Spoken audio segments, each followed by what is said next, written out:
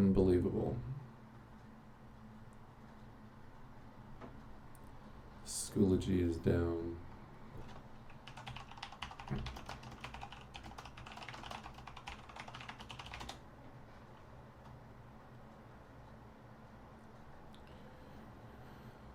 Oh my gosh. Okay.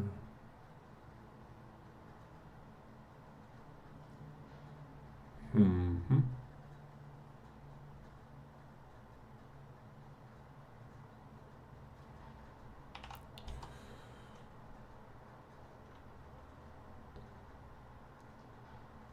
Right.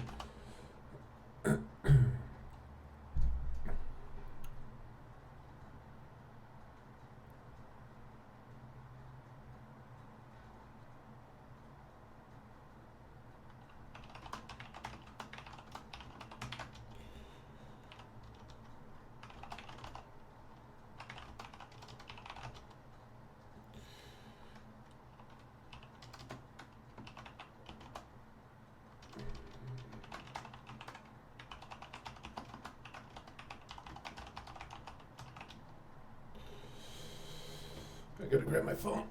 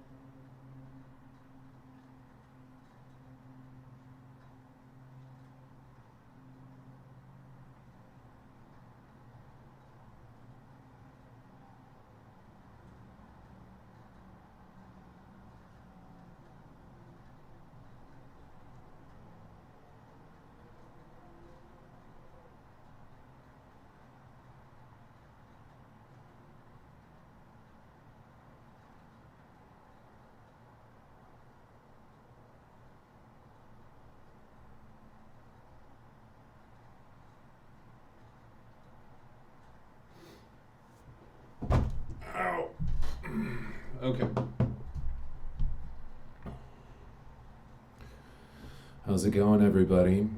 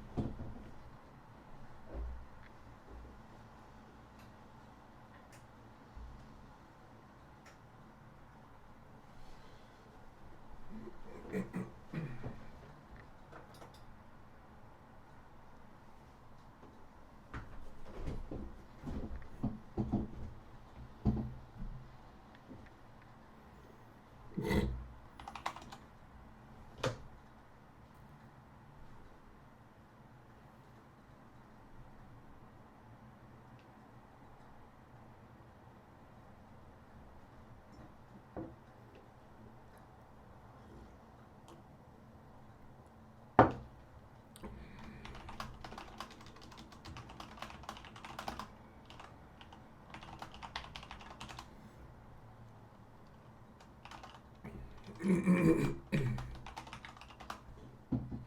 what this model is.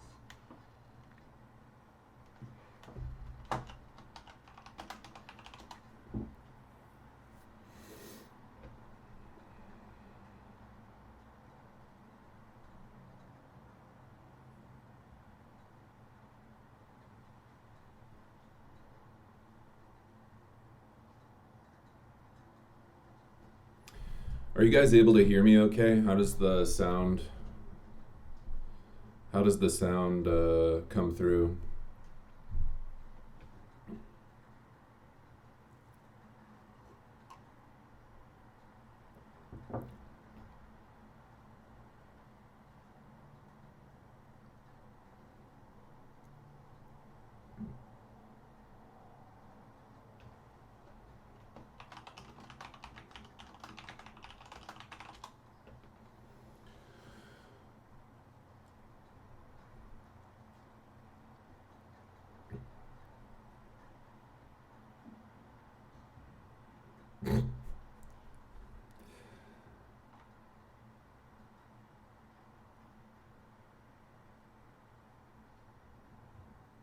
Good morning, everyone. It's good to see you. Well, at least it's good to have you here. We're going to get started in a few minutes because of delays with Schoology and stuff like that.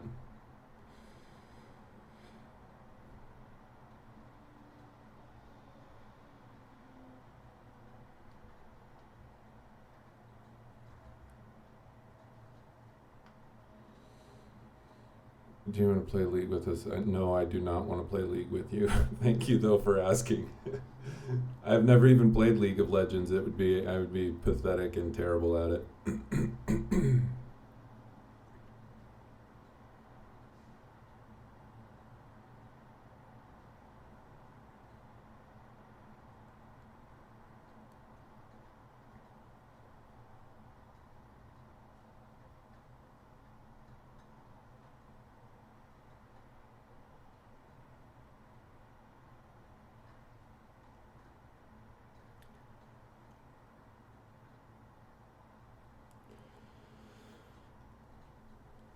We have 32 people in here. I suspect that probably a few more will join.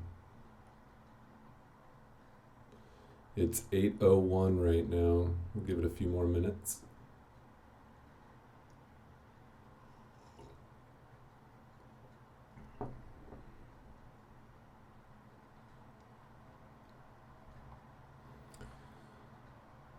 Where's Mochi? Oh, he's around. Harrison's in the background over there. You can barely see him. Mochi. Sometimes Mochi calls. You saw me on Instagram? Oh, there was Mochi. He just ran out. Yeah, I did a online thing recently with Henry. Henry's like me. Henry's a lawyer and he has his own firm, so he works alone. Most of his job is just emails, and so he's been social isolating just about as much as I have. And Henry and I got together the other day and did this live music thing, which was nice, just to be able to make some music. But it's just been a lot of alone time. I've just been hanging out at my house alone for the majority of break. Harrison is here's Mochi. Mochi, come here, buddy. Come here.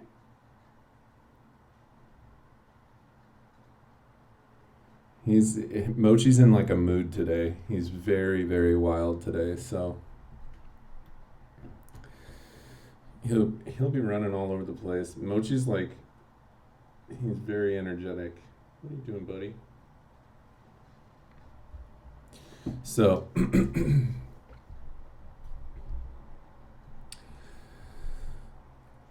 all right. Let me join the band. I think we're good with just us two, but I appreciate the enthusiasm. Have I been gaming? A little bit, not a ton. I've played a couple of games, but just like solo games. I played this vampire game, and then actually, this is such a weird thing, but I downloaded this game yesterday called Shenmue 3, which is like a role playing game, I guess, storyline game. It's so simple and boring. It's not an exciting game at all. But I played Shenmue 2 when I was in college, and it was a great game. And yeah, I don't know. I decided, hey, I'll pick it up. I would never have the time to do it otherwise, but anyway. All right, folks. Well, we've got 32 people. It seems that that's going to be where we peak here in terms of numbers. So I'd like to talk about a few different things here today with you guys. I'm not going to be able to see your questions for a little bit here because I'm going to be doing some things. No, I don't play Animal Crossing. So Colin, your question will be the last one I answer for a little bit. I will go back and answer questions. If you're asking me direct questions so that I can see things, you guys are allowed to use the chat. Make sure you stay appropriate. All school rules apply. Don't be saying dumb stuff or swearing or anything.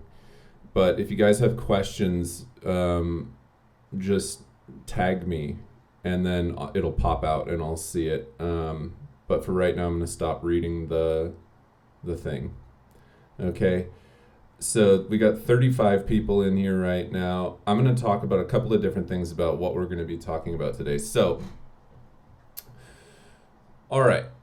First of all, hello everyone. It's really good to see you. I don't know if you can see. Wait, he's over on this side. There's Mochi. He's over here. Mochi, what are you doing? Silly cat. Okay. So, couple of things. First of all, here's what we're going to address today. We are going to be looking at the changes that they made to the AP exam. So basically, there's only going to be an FRQ. Really, to be honest with you, it's only going to be a DBQ as far as my understanding of it goes. And we're going to read over some of this stuff together, and I'll be able to answer questions that you may have about it in a little bit. But hopefully most of the questions that you have will be answered as I go through this entire thing with you today. So thank you for tuning in, because I am going to be going over some rather important information with you regarding not just how to write a DBQ, but also how the DBQ is going to work this year. There's a modified rubric and various other things like that. So we're going to look over all this stuff. We're also going to go over a DBQ. This is probably going to take up until about 10 a.m. So we're going to be together here for about the normal length of a regular class. Not all of that time will you be looking at me. I'm going to screen share and do some other things here and show you some things. So let's start off with talking a little bit about the thing in the background. Dimple says recursive resonance, which is the name of my crappy synthesizer group. All right, so here we go. Let's take a look at I'm going to screen share here for a bit, and then I'm going to show you I'm going to show you a few different things here.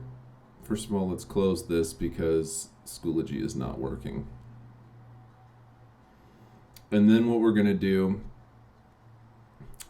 is this scene 2. All right. So now I really will not be able to see your questions. All right. Check this out. I wanted to share a few different things. First of all, these are the primary exam dates. If you have not taken a look at these, you may want to. I think for most of you, the only class that you'll be taking right now, AP-wise, is going to be Euro. If it's not, and you're in a different AP class, you can find it in this list here. If you were looking for Euro, it's right here. So the testing day is still May 13th, but the test will be different. So 1 p.m. Pacific time. on Wednesday, May 13th. Now, this test is going to be taken at home. How are you going to do that and stuff? We'll figure that out in a little bit. For right now, I'm going to talk about some other things, all right? Exam features and timing. We're going to open this in a new tab. All of this is available right on the Schoology website. If you're looking up here where it says AP Coronavirus Updates.collegeboard.org. Okay, that is the site where I am finding all of this info. All right, so let's take a look at the length, structure, and format of the exam. Okay, the AP Euro exam in particular we'll look at in a bit.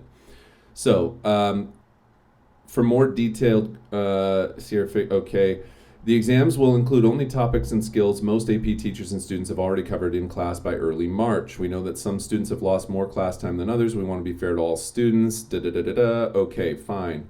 How do we? Where is the one? There's a specific one. Let's do this. I guess that's just the same site as before. There's a page on here somewhere. As with College Board, it always has to be complicated. Okay, here we go. So, exam date, May 13th,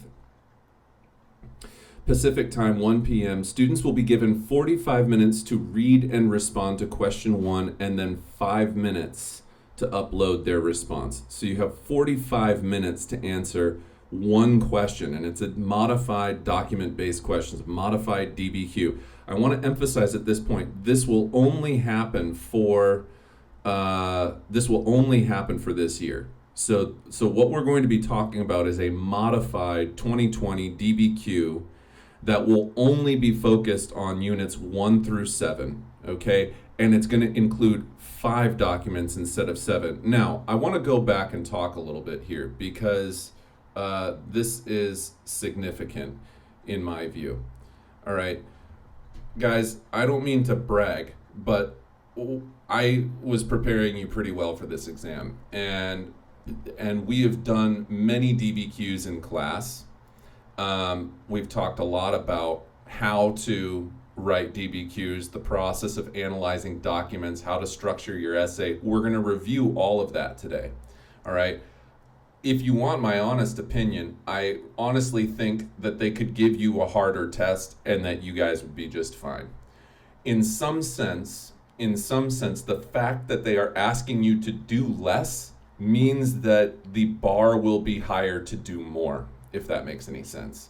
Okay? The mere fact that the test is only five documents, okay, and only the DBQ. In other words, no LEQ, no SAQ, no multiple choice. You have 45 minutes. In my view, that's too easy. And I don't think it's a great measurement of what you know about the class. That's just my opinion on it. I don't like this test. I don't think that it's a good measurement of the work that we put into this point. I think that it undermines the amount of work that we did from August all the way up until we were let out of school. Just my opinion. I think that you guys would be safe and have actually maybe even a better shot if they had included a limited multiple choice and an SAQ.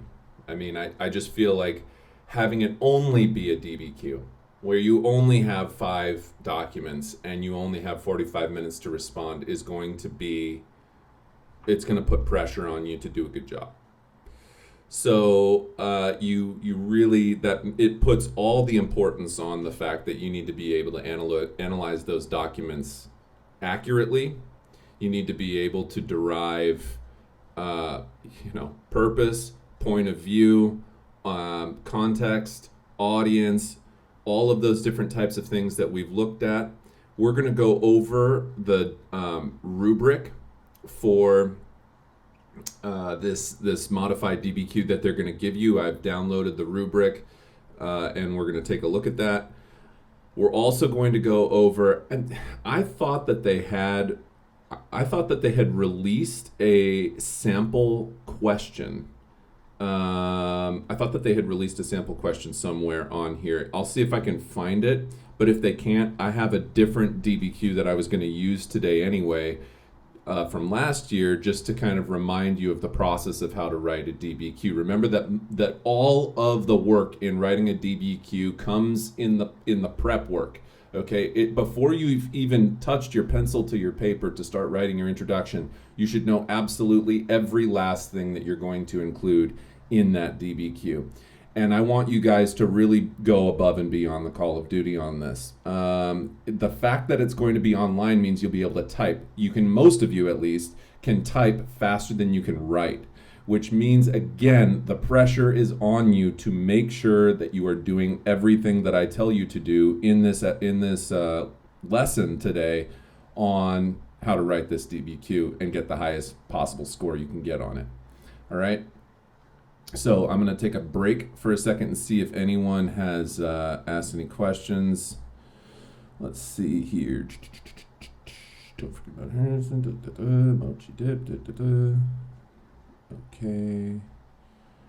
All right. Looks like there's no questions. So let us then take a minute to review what the rubric looks like here for the exam, just this year, just for 2020. And I'm gonna see if there is a I thought that there was, one second. I'm gonna sign in here really quickly to this, if I can remember my password for it. Let's try this. Come on.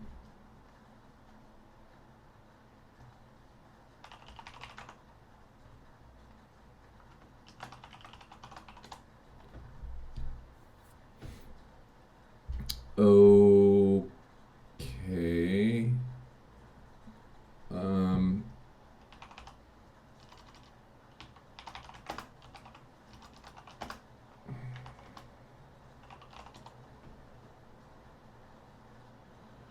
This is, I want to find for teachers.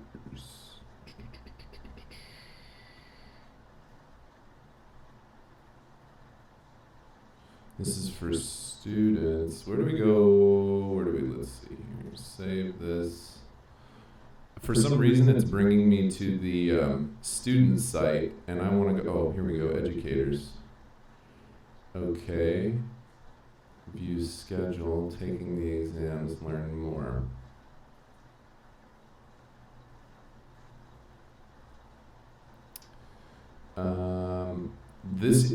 Another thing about this. Okay, actually, let me share this with you. This is on the educator side, so you guys would not be able to see this, I don't think. Maybe you would, I have no idea. But let me put it back over to screen mode here so you can see what's going on. Okay. So it says students remain eager to take AP exams, blah, blah, blah. Here's what you need to know. AP curricula, meaning the classes of AP, are locally developed, and we defer to local decisions on how to best help students complete coursework. To be fair to all students, some of whom have lost more instructional time, blah, blah, blah. Okay. Like many college-level exams, this year's AP exams will be open book, open note. Now, I want to emphasize something about that, all right? This is the ultimate trap statement, okay? It is the ultimate trap statement. Do not, listen very carefully to what I tell you, do not use a book on the DBQ. That is an explicit order. Okay, do not use a book. Do not use your notebook. Do not use your reading guides. Do not use your textbook. And the reason for that is very simple.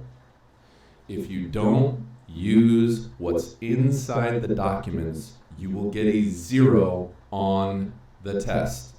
Okay, do not use your book. I don't care that it says that it's open notes. I don't care that you're allowed to use your book.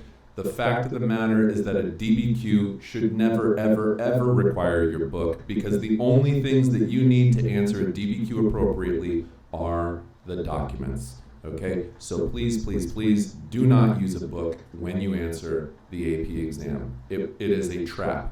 Okay, if you use your book, you are going to get a 0. I'll just tell you that straight off the bat. Okay, there is no other explanation.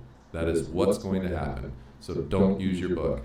All right, now that we've covered that,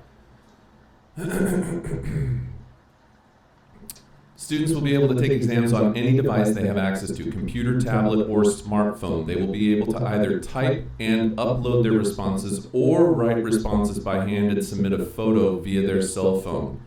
I strongly recommend type and upload your responses for what I said earlier, which is that you can type faster than you can write, which means you can include more information in your essay if you type it. We recognize that some students may not have access to the tools and connectivity they need to review AP content and law and take the exam. If your students need mobile tools or connectivity, that you can reach out directly to us to let us know. Exam timing. Most AP teachers, students surveyed nationwide prefer to test earlier while the content is still fresh. The exams will be given at the same time as before. Makeup test dates will be available for each subject June 1 through June 5th. Students can take the exam at home or in schools if they reopen. Subject-specific exam times and tasks are available below, which we will get in just a little bit.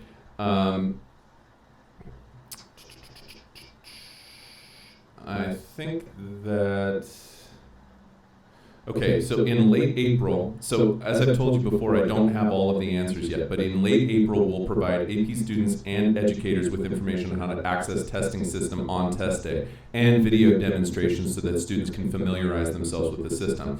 Here's the thing that you guys have to understand is that AP didn't have any of this set up beforehand. So, oh dear, I have a giant hole in my shirt.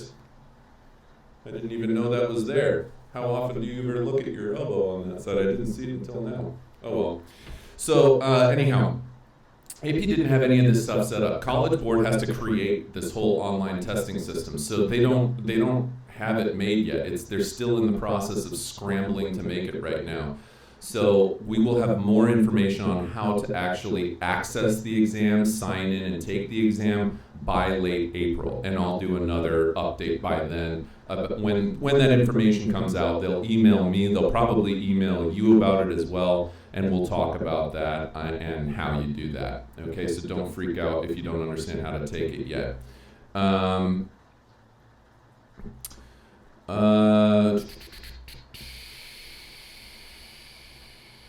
Okay.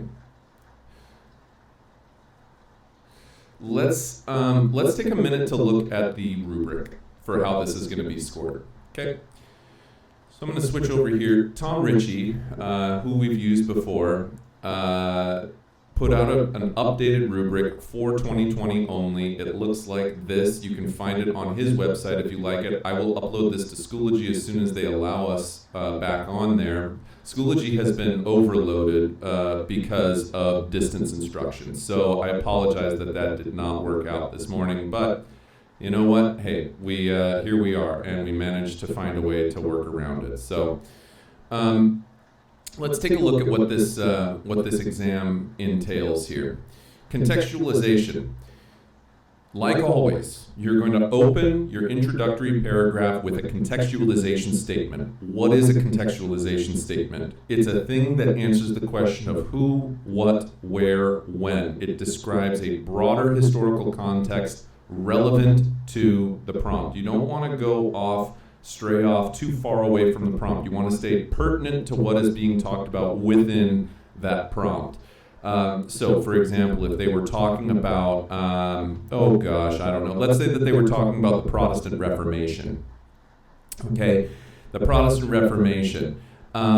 You could start off by saying, going back hundreds of years, the Catholic Church had held a religious, social, and intellectual stranglehold over all of Europe. Now remember, I am not doing a thesis statement right now. I'm doing contextualization. I'm setting up the prompt that I'm about to be answering, which has something to do with the Protestant Reformation.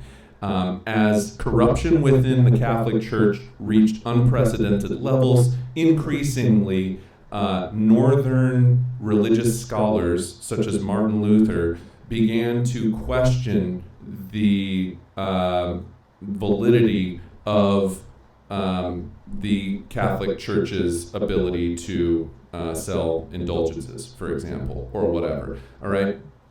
What we just did there was we just set up a context where we set the stage. So now you have an idea of what I'm about to be talking about within my essay. We'll talk about thesis again, and remember that all thesis has two things in it. A thesis statement always has an argument, which is a statement that responds directly to the prompt, and it has your three premises, or the major ideas that you're going to be using to defend your argument. Now, remember that a thesis always takes a stance. You need to understand that. All right, when you make an argument, it doesn't matter if somebody could come along and poke holes in your argument. That's the whole point of it, is you're just trying to write a strong argumentative essay, and you need to take a stand, you need to take a side. So if it's asking you, was Martin Luther justified in nailing his 95 Theses to the door of Wittenberg Cathedral in 1517,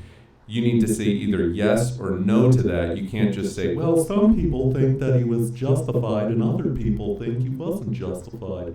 You know, like you have to take a side on it. What AB for outside information? What AB for outside information? What about for outside information? I don't know what you mean. Oh, outside information. Yeah, we're going to get to that. We're going over the thesis right now. I think outside information got taken out, if I remember right. Oh, wait, you're talking about for open book. I'm pretty sure that outside information got taken out of this prompt here, if I'm not mistaken. Specific beyond what is found. Oh, no, it is in here. Okay, so use specific or said beyond what is found in the documents. I still strongly, Renee, that's a good question. I still strongly recommend you try to avoid using your book, and there's another reason for that. So I'll go over here and explain to you guys a little bit. So here's the problem with using outside information, okay?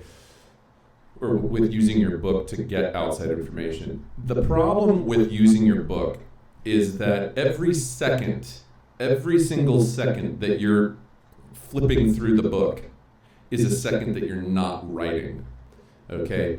And I have concern that the book has a tendency to be more of a burden than a help, okay? It's kind of like, imagine if you were going into the woods, okay? And you brought with you, 200-pound food bag so that you can last as long as possible in the woods. You might think, oh man, this food, I'll be able to last forever out here. Well, yeah, but you'll die from exhaustion trying to carry all of that food into the middle of the wilderness because it weighs 200 pounds.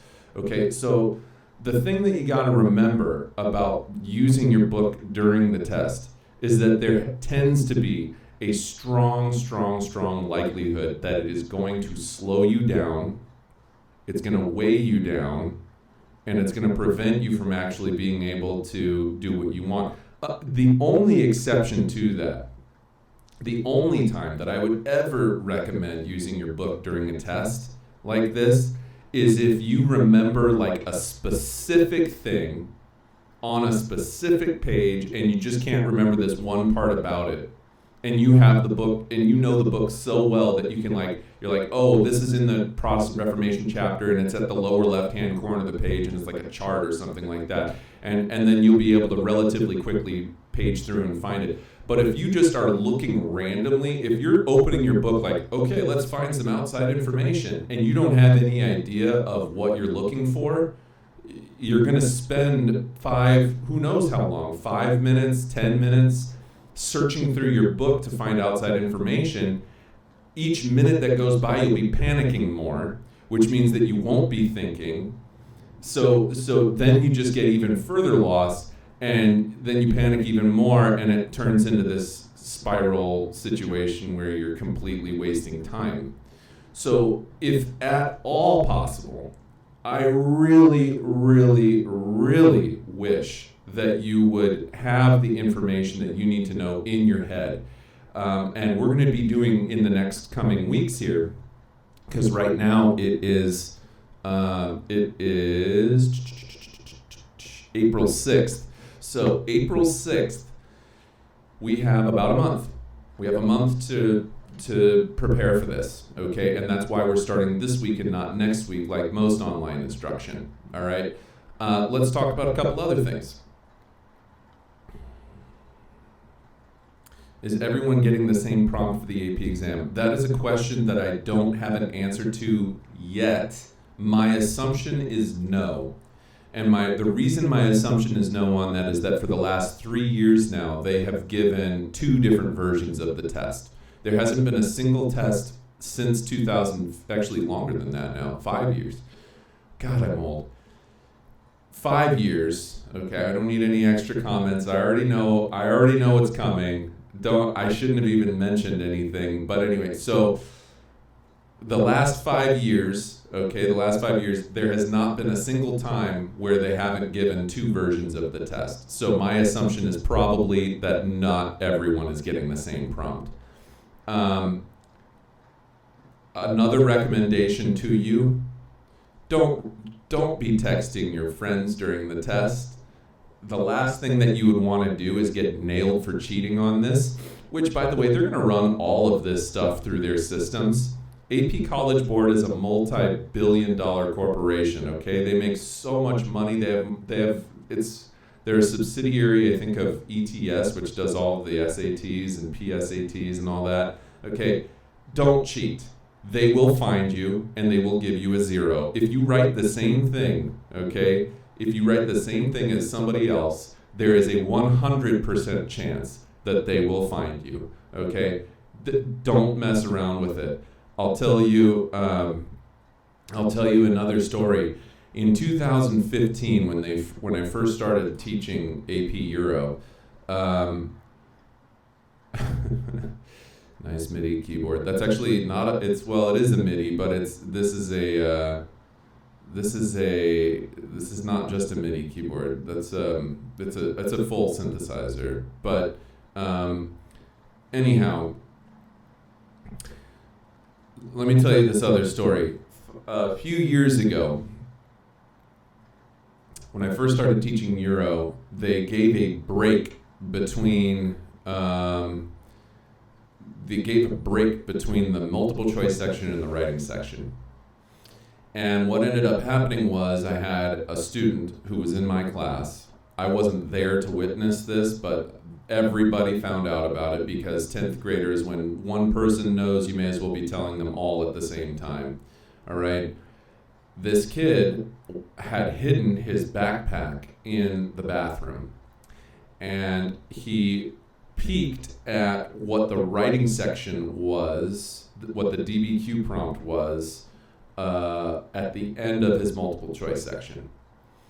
And then he went into the boys' bathroom, and he, with a group of his buddies, told them that the prompt was going to be on, I think it was on Napoleon, if I remember right. And they started looking up absolutely everything that they could in their 5-minute break in the restroom on Napoleon in their textbook. After the exam, he told the friends, all when told their friends in Euro, we knew about what was going to be on the DBQ, and we looked up info before we went in to take the DBQ. This information was brought to, of course, me by a well-to-do student who was concerned that this information was going to get back to College Board, which inevitably it would have done. When the information was brought to me, I had no choice but to report it to College Board. When it was reported to College Board, it was a god-awful fiasco. They invalidated every single person's score, because why snitch on myself? If I wouldn't have told College Board and I would have tried to squelch it and just try and pretend I didn't hear about it, and it had come to light and a student said, I told my teacher and they didn't report it, I would be in serious, serious trouble. So you got to do what's right. And they cheated. I mean, that's just what it came down to. They cheated. And so I told College Board, they invalidated every kid's score. It didn't matter if they were involved in the cheating or not. They just invalidated straight across the board everybody's score. And then they said, you can pay for the test a second time. You can pay for the test a second time, and you can take it in September. So let me make an explicit directive. Do not cheat on the test. Okay? Oh, you meant the kid. He didn't snitch on himself. Well, you mean the kid that told me? Well, this girl wasn't involved in it, but every kid knew that it had happened. And so if even one of those kids had gone to College Board and said, oh, my teacher knew about this, da-da-da-da-da, bad news. Bad news. So, anyhow, that's enough about that. Okay, that's enough about that. Let's move on. I want to take a minute to look at the rest of this rubric so that everybody's clear on that. So let's do that really quickly. Moving to the document section. This is the section where you can really capitalize, all right, if you're typing. Now you're going to notice here that the DBQ score is now out of 10 points, not 7 points, okay? And the reason for that is because they have added 3 points here in these areas, all right? So let's talk about how you can do this. Now, I want to be explicit and clear about a couple of different things here, okay? Couple different things. First of all, because the AP exam only has 5 documents on it, it means that the importance of you accurately understanding those documents increases significantly, okay? You really, really, really need to be able to analyze those documents correctly. Your whole score rests upon analyzing the documents correctly. Now, I don't know the length of the documents. My assumption is because they reduced the number of documents that they kept the documents the same. Otherwise, why wouldn't they just keep it 7 documents, right?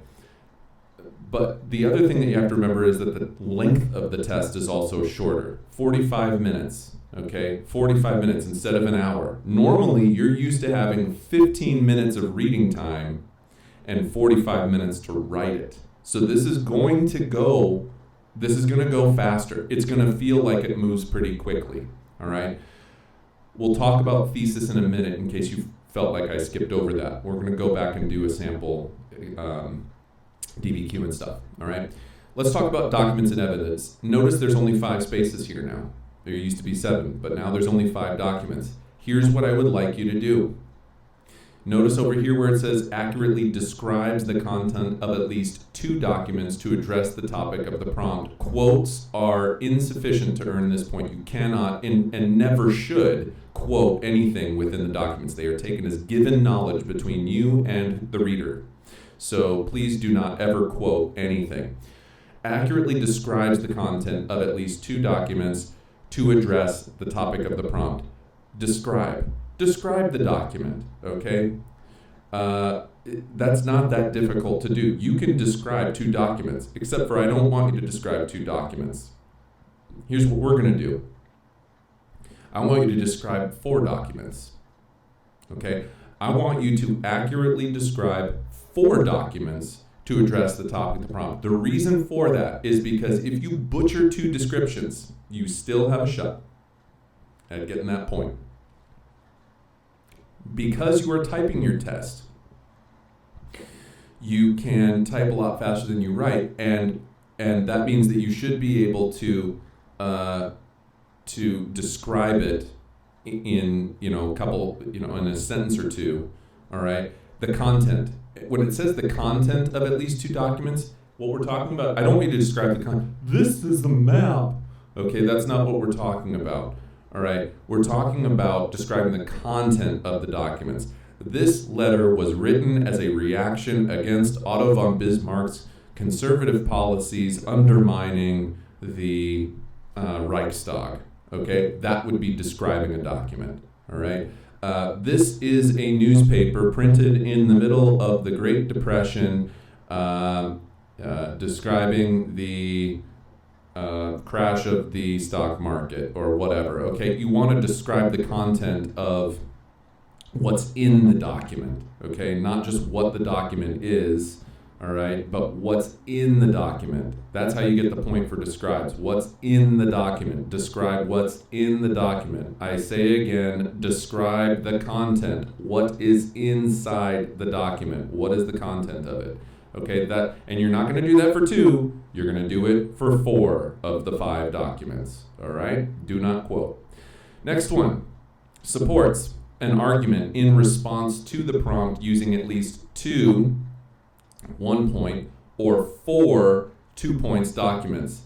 I bet you know what I'm going to tell you on this one. You're going to do it for all 5. Just like I told you to do it for all 7. Normally the standard was 6. Remember, it told you usually you had to use 6 of the 7 documents, and I tell you use 7 of them. Now I'm telling you use all 5 of the documents. You need, in order to get 2 points on this, you need to accurately support your argument using 2 documents. Now, let's just take a minute to talk about what the difference between describes and supports is. Describes is simply talking about the document in a vacuum. Okay, you're talking about the content of the document in a vacuum. In order to get the point for supports, immediately after describing the document, whenever you want to use it, when I say describe your document, okay, you should only describe the document when you actually want to use it as a support. You start off with describing it, okay, what's in the document, what's the significance of it, then you go into the support side of it. The reason this document supports the idea that that Martin Luther was vindicated in nailing his 95 Theses to the door of Wittenberg Cathedral is blah, blah, blah, blah, blah. Okay? You're going, and with supports, you're going the extra step to say how the content of the document either supports or somehow bolsters your thesis statement. You are making a deliberate connection between the document and how you are using that document to support the argument that you are making. That's the difference. That is the difference. Describes talks about it in a vacuum, meaning that it has no connection to anything. It's just sitting there and you're describing the document. Supports means you're now taking that document and what's in it and explaining, okay, using it to support your actual thesis statement. Now, if you do that accurately for 2 documents, you'll get 1 out of the 2 points. If you do it accurately for 4 of the documents, which I believe all of you have the ability to do, that gives you 2 out of 2 points on that box. This is an essential box. This box here is one where you can start to rack up points big time, right? Ideally, if you can, you really, really, really want to get the points for this one, and this one. These points here, just these 3 points, these 3, rubric standards, okay, make up 2/3 of the test, okay? So if you can get 2, 2, and 2, boom, you've already got a 6 out of 10. Ideally, then you would be able to add 2 more points, boom, now you got an 8 out of 10. You see what I'm saying? So even if you miss the complex understanding point, which is only worth 1 point, we don't even care about that one anymore, because if you guys were getting 9s out of 10s on this, boy, that would be good. That would be really, really good. But it's all hinging right on these 3 categories right here. All right. Finally, this is the one for POV and CAP. Okay. Point of view, and then context, audience, purpose. All right. So when we say historical situation, that simply means context. All right.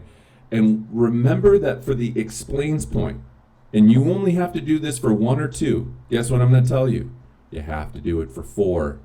Don't do it for 1 or 2. Do it for 4. Because again, if you do it for 4 and you butcher 2 of them, you can still get those other 2 points. Okay? This is all strategy. This is all straight up test taking strategy. You can do this. All right? It's simply a matter of doing it. All right? And that's why for today's assignment, I'm going to be assigning you basically an assignment on these three things right here. We're not even going to, well, you're going to have to come up with a thesis statement in order to do it, but we'll come up with that together in a little bit. But basically, you're going to take and do 4 support statements, 4 explain statements, and 2, well, maybe I'll have you do 3 beyond what is found in the document statements. Okay, so outside information essentially is what that is. Okay, let me take a minute here to go back and see if you guys have any questions on things. We'll get to that in a second. Let me go to here. All right.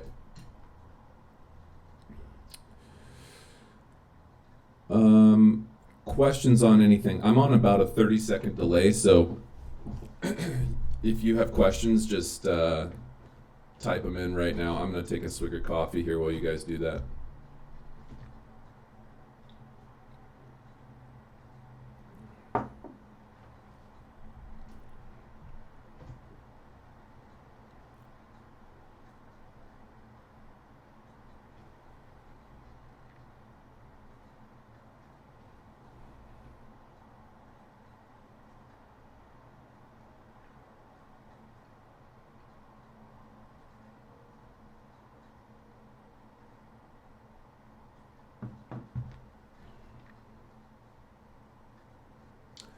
Questions on anything?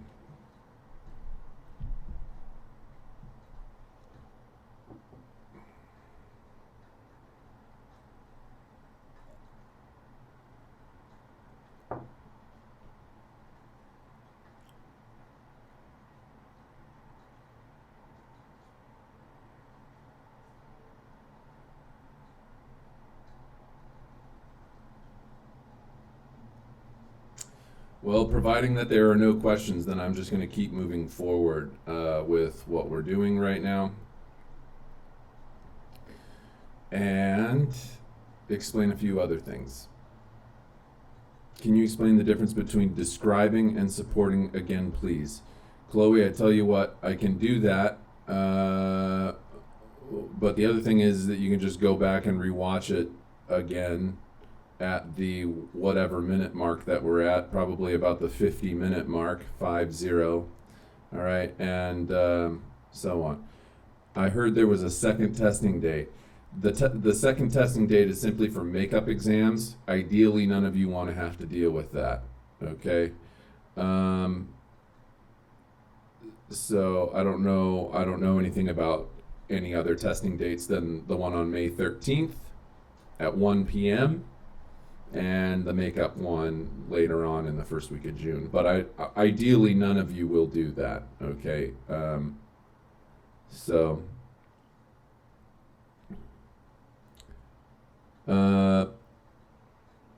Do we still need only need one outside source? No, you're gonna do 3, and that's what I was about to explain next. Okay, Catherine, Din, what's the deal? Why are you saying no, Mr. Knight?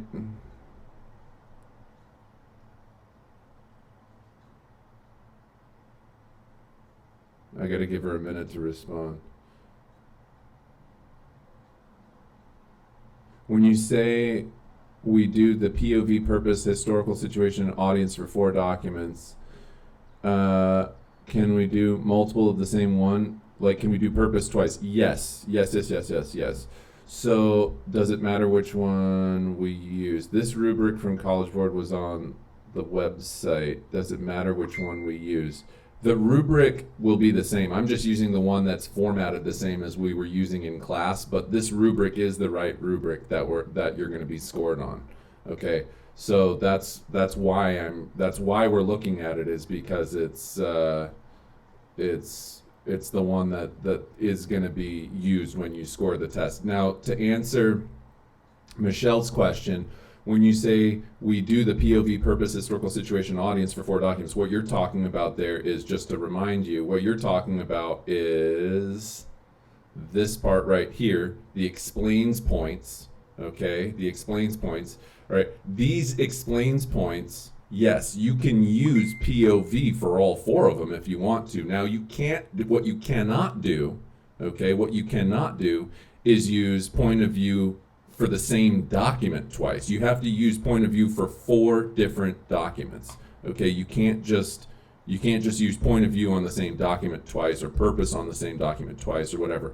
But if you wanted to do 2 contexts and 2 audiences, or 3 point of views and 1 purpose, or whatever, it doesn't matter which combination of them you're going to do.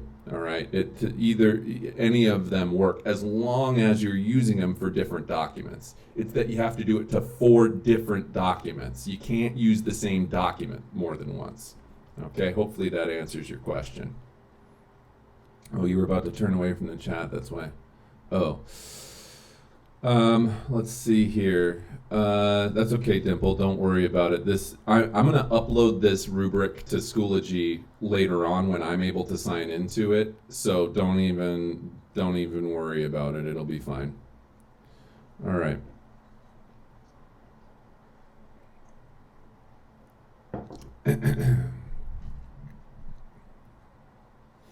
Okay, looks like she got it to send there.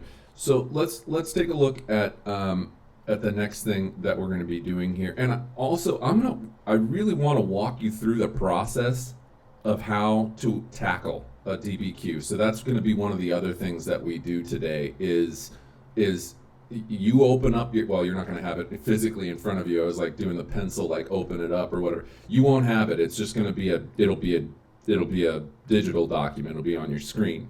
Okay. But when you first take a look at that document, all right, it'll probably be formatted somewhat similarly to the one that I'm going to show you today that we're going to take a look through. All right, but we're going to make our way through the rest of this rubric really quickly. Oh, yes, Palomi. Really good point, actually. I just saw this right now. Absolutely. When you do a POV, really when you do any of them, whether it's context, audience, purpose, or POV, you cannot just say what it is. You have to explain why or how. All right? So, for example, if you said something about like, oh man, what would it be on? I got to think of something off the top of my head. The point of view of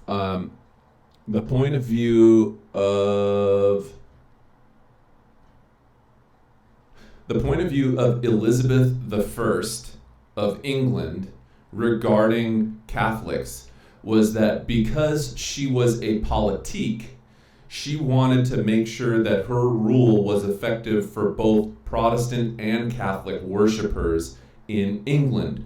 So she deliberately made a statement that was able to be interpreted by Catholics as, if you practice within the confines of your own home, you won't be persecuted.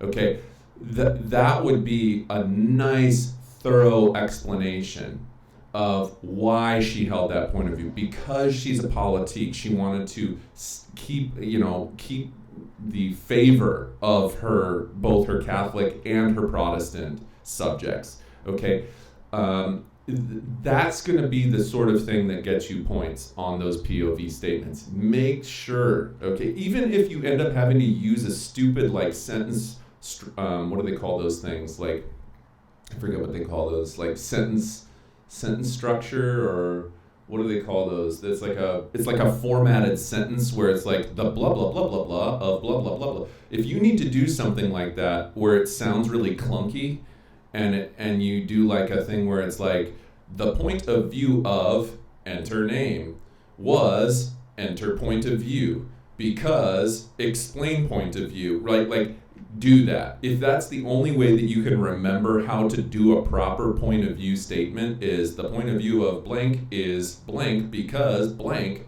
use it, because that will at least give you a shot at getting the points for it. Okay?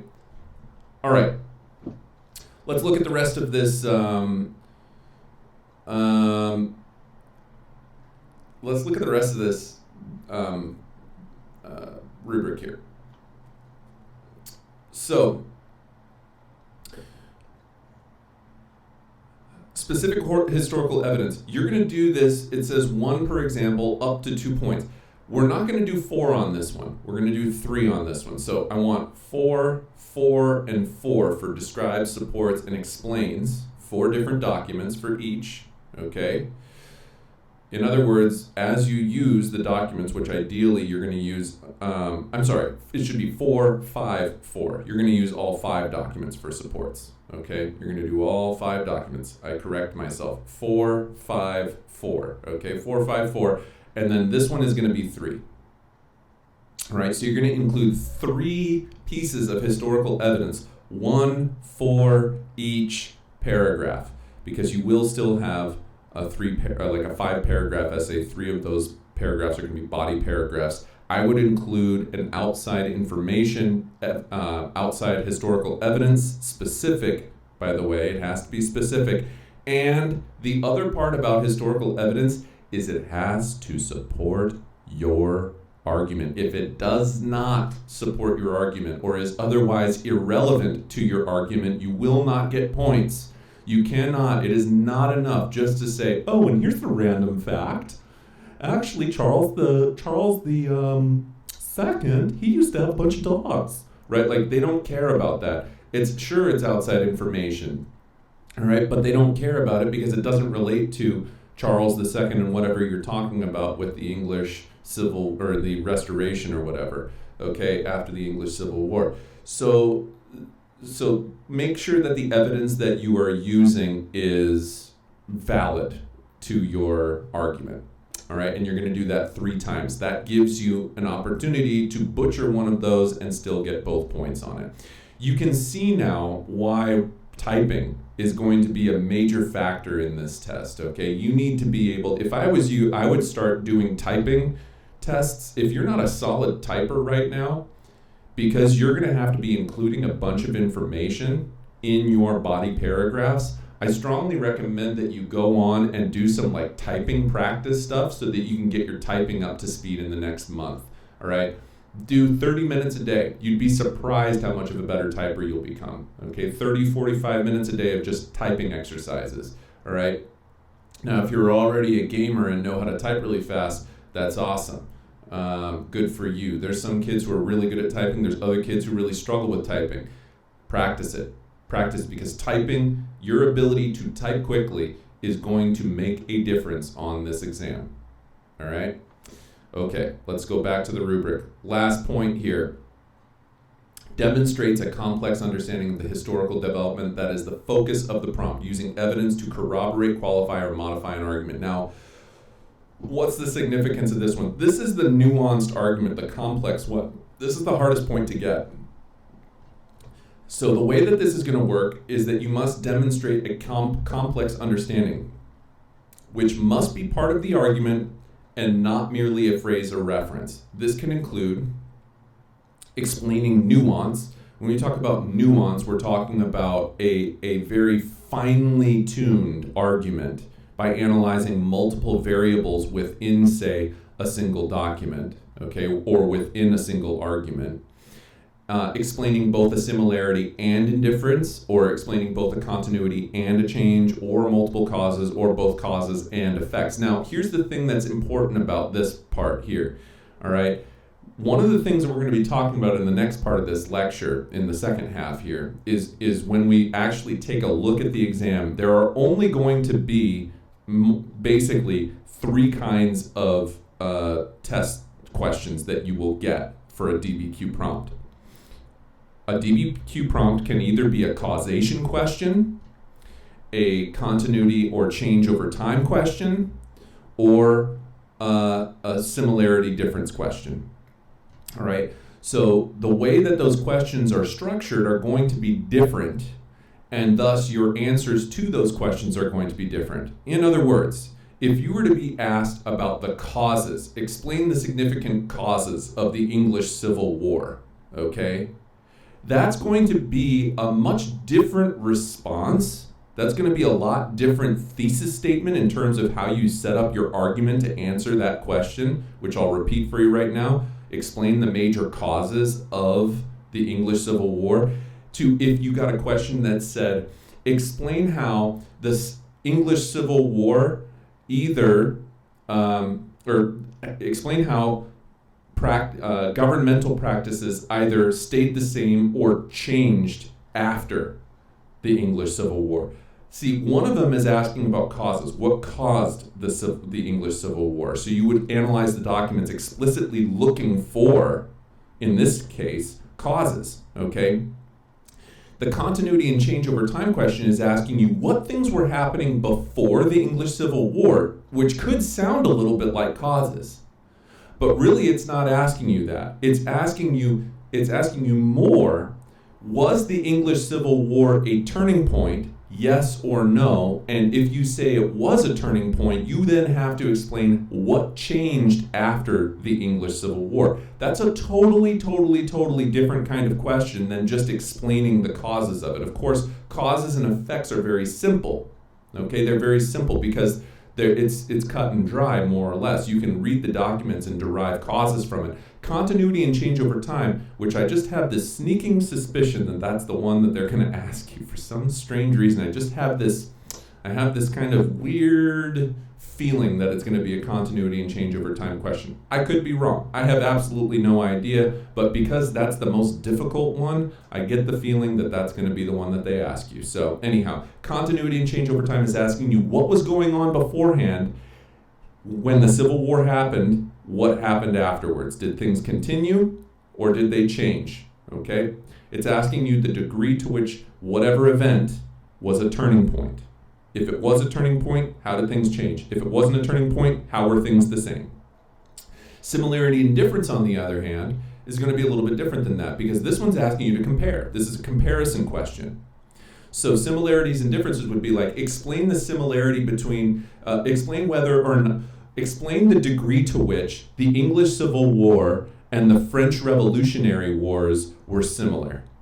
Okay? And what that would be like, well, let's see here. They were similar because both Charles I and Louis XVI ended up having their heads separated from their shoulders. They were similar because they both started off having a little bit more conservative challenge to authority, but then ended up having a radical swing where they tried Republican-style government. In the English Civil War, that happens under Oliver Cromwell. In the French Revolution, that happens under Maximilien Robespierre. By the way, I hope you know that I'm also deliberately using these kinds of examples to kind of jog your memory and help you review a little bit some of the big ideas that we've talked about.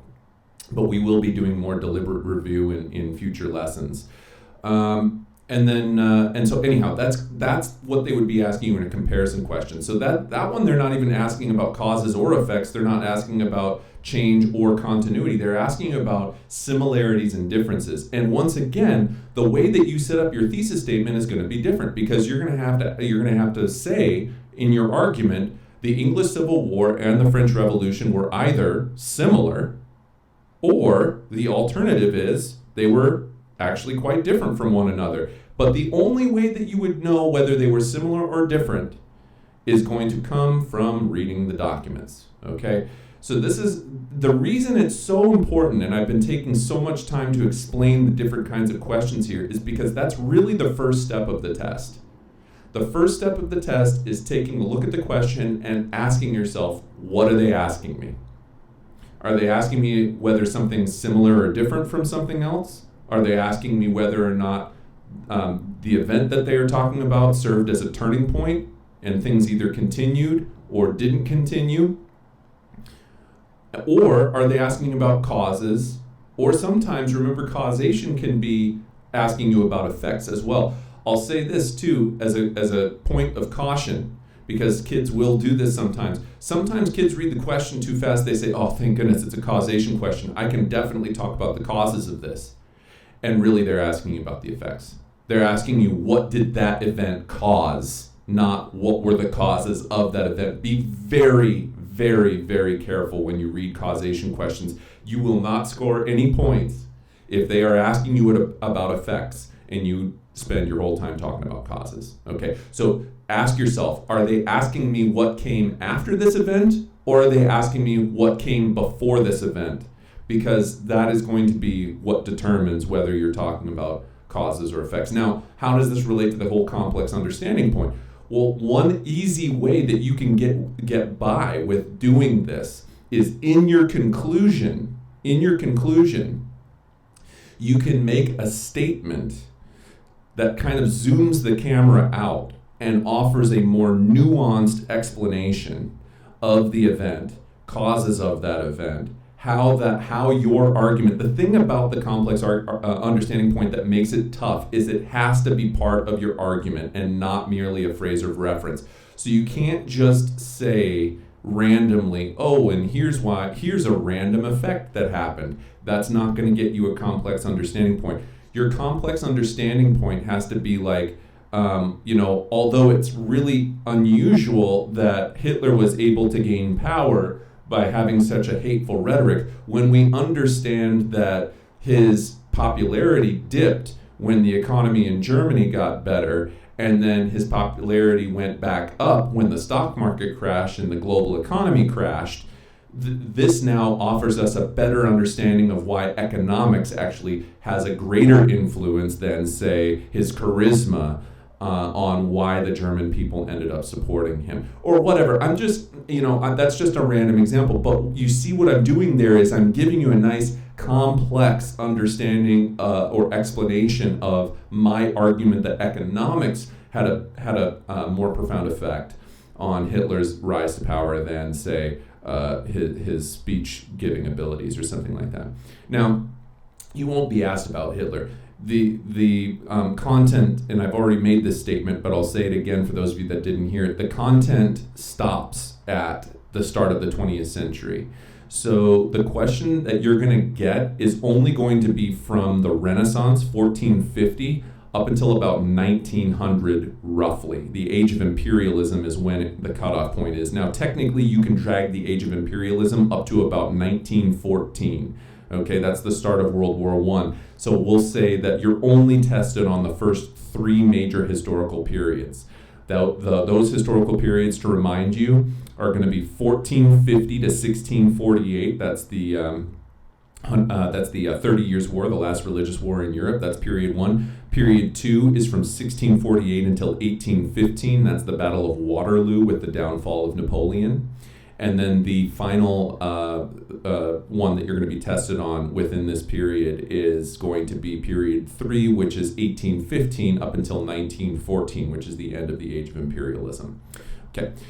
Now, there are other ways of getting the complex understanding point, which are all the same as we've all discussed before. But I would again emphasize to you that a really good area to get this complex understanding point is to explain the complexity of your argument in the context of your conclusion. Now, I will also say that it is not the only place that you can get it. If you want, you can take a document that seemingly doesn't support the argument that you're making and get the complex understanding point by turning that document using fancy words and fancy thinking skills to your side. You're essentially trying to take that document, and they'll throw you a curveball in there deliberately, by the way. They're going to do that. They're definitely going to do that. They're going to give you a document where it's like, how the heck does this fit into my argument? All of these are supporting what I want, and this one doesn't. That's where you're going to get that complex understanding point, because the way that you get it is you say, how do we take this document and undermine it? How do we take this document and say, right now, this seems to poke a hole directly into the middle of my argument. How do I take this document and flip it on its head to invalidate what it's saying, either because maybe it's biased or because of the context it was written, or because of the audience that it was written for, or whatever else? How do we take this document and flip it on its head to say, well, here's why we can't take this document and necessarily say that it actually pokes a hole in my argument, but rather actually it supports my argument, because when you look at it in the context of X, Y, or Z factors, you now understand that this document actually supports what I was saying. That's another way that you can get that complex understanding point. But again, it's tricky to do. It's tricky to do, which is why, by the way, I'm telling you right now, it's the same reason that they're only making you do it for 4 of the like POV, CAP, and supports points that we talked about earlier, the document points. That's why they're only having you do it for 4 documents to get the 2 points for them. But really do for supports, use all 5 documents. You never know. You might save yourself a point there. Okay. All right. I'm going to take another break here to make sure that there are no outstanding questions. So let's take a look here.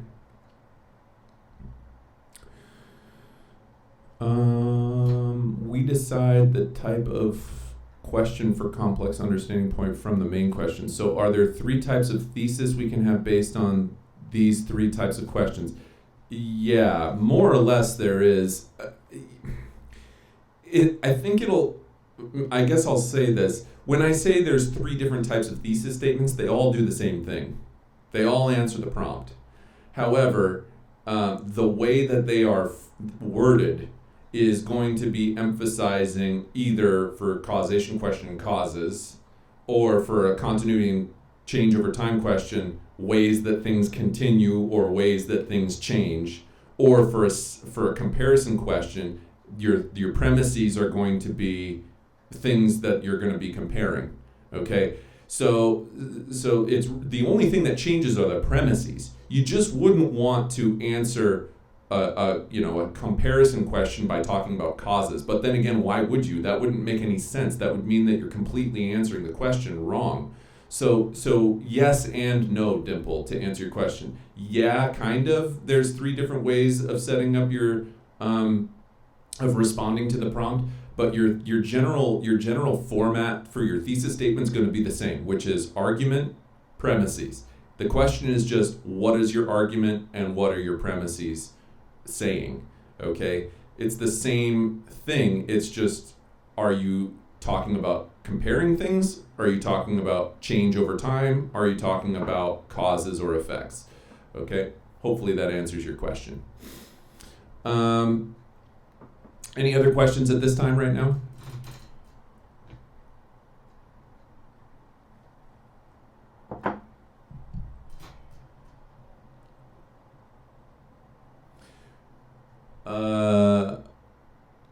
I'm not sure if you said this, but will it be just one DBQ, or will it be one with like 3 separate questions like in class? I'm not 100% sure what you are referring to. Are you talking about the SAQ maybe?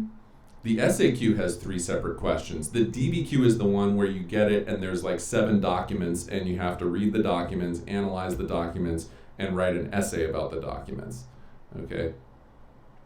And yeah, it's only one DBQ. You only get one. Not everyone will probably get the same one though.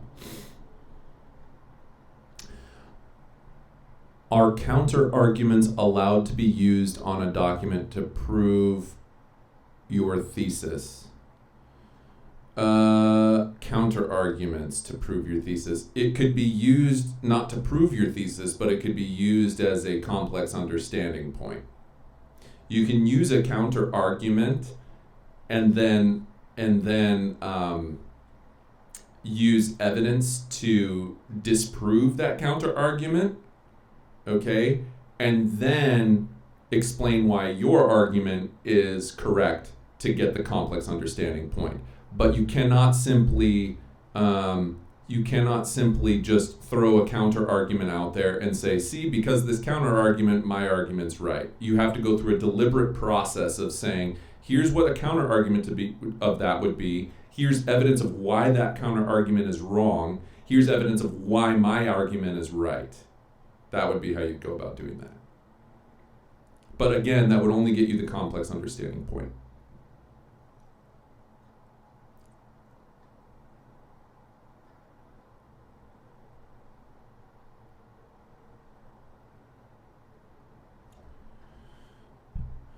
Any other questions?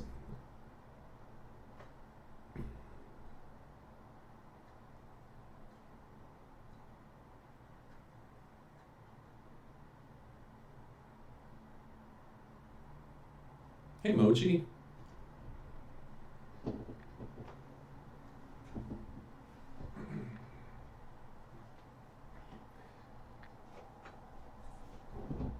This is Mochi, everybody, in case you were wondering. He is not thrilled about being picked up right now, but that's what he looks like. Hey, buddy. All right, there you go.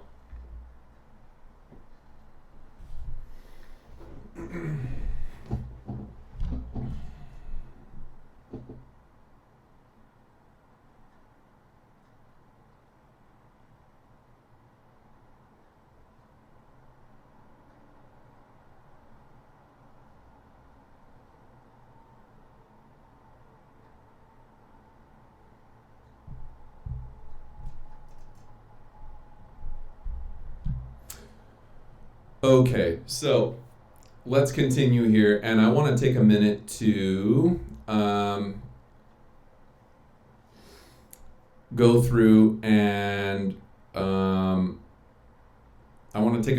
through and tell you guys how to do this. So I thought that they had released a sample DBQ somewhere, but now I'm having a hard time finding it. Let me see really quickly here. Give me a minute to see if I can find this, because sometimes, let's go to this, my dashboard. Sometimes if they don't have a sample one, we're just going to use last year's exam and look at that. And we'll also use it as an opportunity to do some review of Protestant Reformation, which is what last year's DBQ was on. But I think score reports, teacher course audit. I think it's course audit, if I remember right. What's this? Maybe it's not. Let's take a look here. Resources. Practice exams, secured documents. Is this available? Effective 2020. In class, use only. I will keep them in history. Oh dear. That's the 2015 one though. I don't want that one.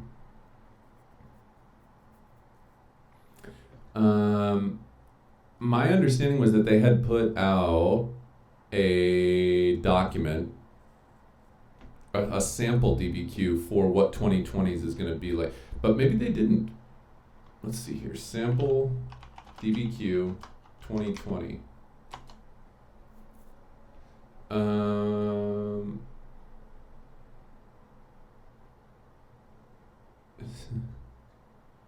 Let's see here.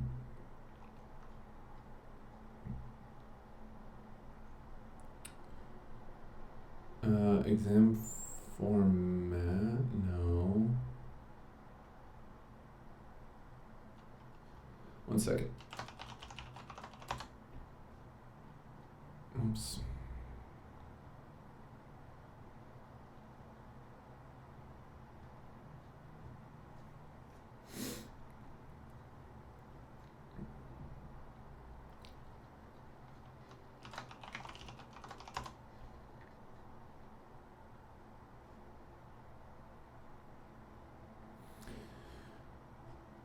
Now it's really acting weird. I just signed in and then it's telling me now. Oh, there it is. Okay.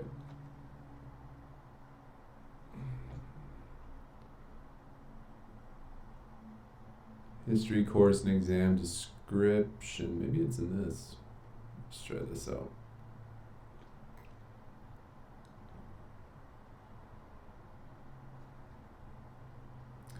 No, this is not going to be it. To my understanding, I haven't been able to find.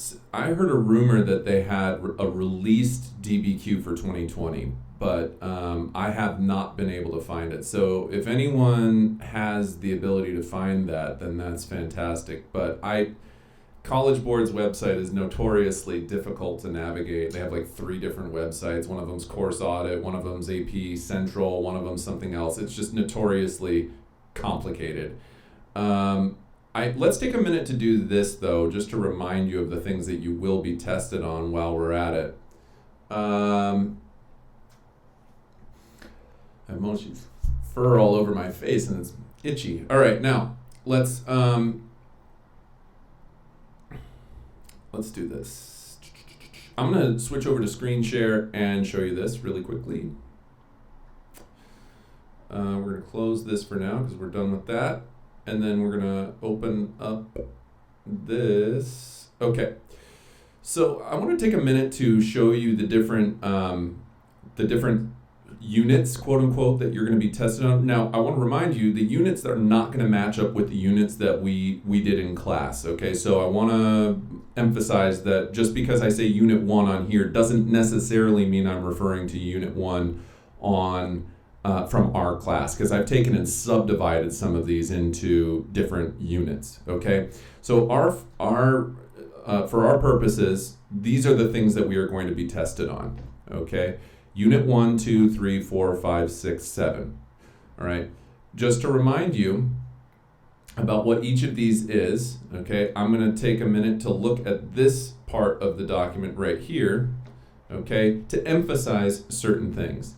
So let me zoom in a little bit here on the things that you're going to be tested on, and then when we get done reviewing the things that you're going to be potentially asked a DBQ on, remember there is no multiple choice section, just the DBQ. And so I just want to give you an example of the kinds of things that they might be asking you about topically, content-wise. All right. So Unit 1, Renaissance. Renaissance and Age of Exploration. You might remember I actually took and broke exploration off into its own unit in Unit 3 in our class. But for the purposes of this thing, they've lumped Unit 1 and 3 together into Unit 1 here. So what is that? Well, let's take a look. Contextualizing Renaissance and Discovery. The Italian Renaissance. All of the major Renaissance. Remember, we talked about the heart of the Renaissance first starting in Florence, and then moving to Rome. Then the Northern Renaissance, talking about the influence of English thinkers like Thomas More or Dutch artists like Jan van Eyck and people like that. Printing, the Gutenberg printing press. New monarchies. These are going to be like the consolidation of Spain, France, England, so on, those kinds of things, and so on and so forth. Technological advances in Age of Exploration. How Spain and Portugal, okay, particularly Portugal started exploring, and then Spain decided to go over to the other side of the Atlantic to try to get to India, but they land in North America, or at least in the Caribbean. Rivals on the world stage, mostly the mostly the Spanish and Portuguese to start with, but then increasingly over time the French and the British. New monarchies also means like the Tudor dynasty as well, and that sort of thing. We're going to review, I don't want to spend too much time doing this, but these are some of the sorts of things that you could be asked on Unit 1. All right, here we go. Unit 2, Age of Reformation. This is, of course, where the stranglehold that the Roman Catholic Church had on the intellectual, social, and basically all of European life at this time was broken when Martin Luther broke away from the church with the Protestant Reformation. Increasingly, though, we see the influence of Calvinism becoming more important, right? And then we see new styles of art with Mannerism and Baroque art. Remember, Baroque art was always meant to glorify the church, glorify wealthy patrons of the art, which would be kings and high nobles and other things like that. There's a Catholic counter-reformation with the Council of Trent of 1555, where they tried to go against the Protestant Reformation. Maybe it was a little bit earlier than that. Was it 1555? It seems to be the Peace of Augsburg. I feel like the Catholic counter-reformation was in the 1530s sometime. But anyhow, All right, moving on. Absolutism and constitutionalism. That was that whole unit 4 of our chapters, but in here they call it unit 3. Contextualizing state building. This is things like, for example,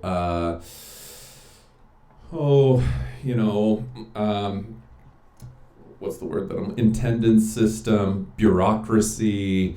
Absolutism was all about glorifying the state. Louis XIV, for example, English Civil War, etc., etc. Dutch Golden Age happens during this time, where the Dutch were doing quite well until Louis XIV invaded them like 3 different times or whatever. Balance of power in Europe, how increasingly France is becoming quite powerful. Comparison of constitutionalism and absolutism. Remember that the only place that had a constitutional monarchy was England. And again, we'll be going over some of that when we review that unit. Scientific Revolution. Scientific Revolution was Unit 5 in our class. Unit 5 is Scientific Revolution and Enlightenment. And of course, they're kind of flip sides of the same coin. Remember, it's all about explaining the world through known laws, known unchanging laws, increasingly questioning the role of religion in society, with the Enlightenment in particular. Remember that a lot of this was happening while the Catholic Church, or at least minimally Christianity in general, whether you were Catholic or Protestant, it almost didn't matter. Increasingly, the Catholic Church, but Christianity in general, is being questioned, because the more that you can explain through science, the less you can explain through divinity. That's kind of what this whole unit was about. Conflict, crisis, and reaction in the late 18th century. This is our unit 6, and what this is actually, we had this one includes French Revolution, which I separate. So once again, this is why our units get a little bit off, because this is a lot of info to have in a single unit. All right, I didn't even include Congress of Vienna and Romanticism until second semester, so this is all stuff that came second semester down here. Okay, well, not this one. Continuity and change in 18th century states was still back in Unit 6, but these 2 things are covered later, because it makes more sense to cover them later. But this is Unit 6 for us was 18th century, which also happens to correlate with Chapter 18 of your book, if I remember right. And it talks about the rise of Britain. This is all about like the rise of global markets. Capitalism is starting to increasingly be practiced during this time and recognized, although mercantilism is still in effect at this time, but we do see global marketplaces and a truly integrated global market at this time. The 7 Years' War. Remember all those other kinds of wars that happened between the age of absolutism and the French Revolution, which would include things like the War of Spanish Succession, which is the last war of Louis XIV, the War of Austrian Succession, which happens in the 1740s, and then the 7 Years' War, which is by far the most important war of that century. Maybe outside of the French Revolutionary Wars at the very end. But the 7 Years' War is huge. It's super, super important. And then French Revolution happens at the very end of that unit. We talk about Napoleon and his rise and defeat as well. And then bringing it up to second semester stuff, all right? Second semester stuff was going to be industrialization. That's what we started with when you guys were all doing your CERT projects. And then effects of that, the concept of European conservatism. We get into the isms unit, okay, where we talk about ideologies and other things like that. And then we move into nationalism and liberalism and socialism and social Darwinism, which we talk about with the age of imperialism, where people took Darwin's ideas and applied them to humans and said, oh, well, it's okay if nations go and conquer other people because the strongest survive or whatever, and that's just, a butchering of what Darwin was trying to teach. And then new imperialism. Why did European countries go into places like Africa and Southeast Asia? And all that stuff is getting much closer to where we left off in the class. Okay, so as you can see, I mean, I have to say, to be honest with you, this is the unit that you're going to be tested up through. Okay, is this one? This is also including Bismarck and other things like that. All right, that's all right in here. And I have to say, I think that I did a pretty good job of covering all this stuff. We left off literally starting right about right here. So we were right on track with where they cut us off. And this is all of the stuff that you have the potential of being asked a question on. Okay. I'll pause it there again, see if there's any questions.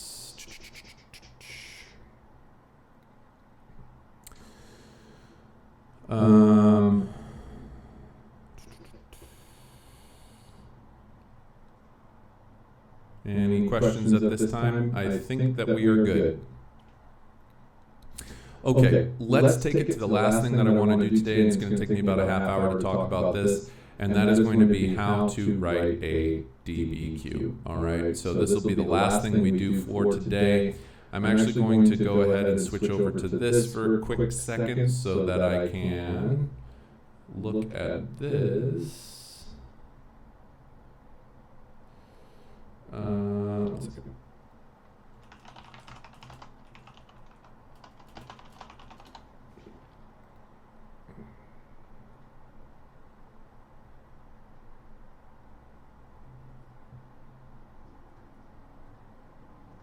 While I'm doing this, feel free to ask any questions. Type them right into the thing there.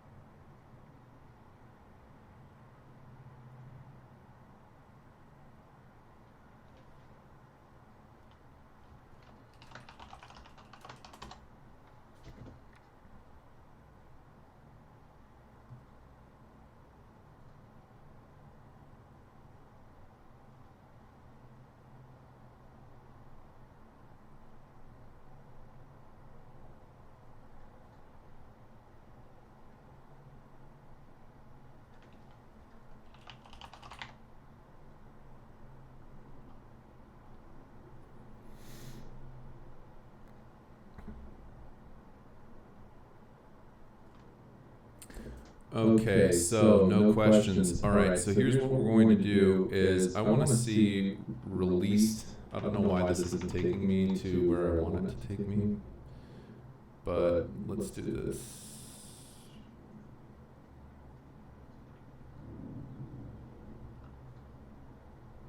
Let's try this one.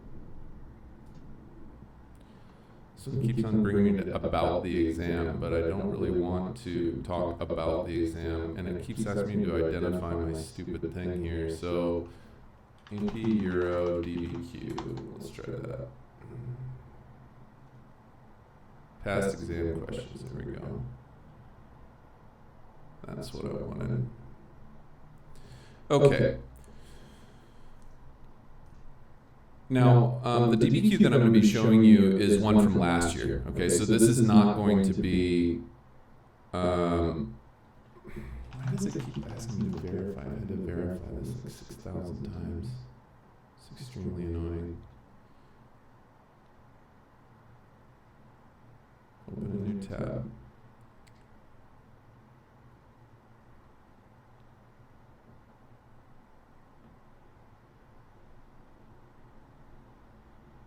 That's not the right one.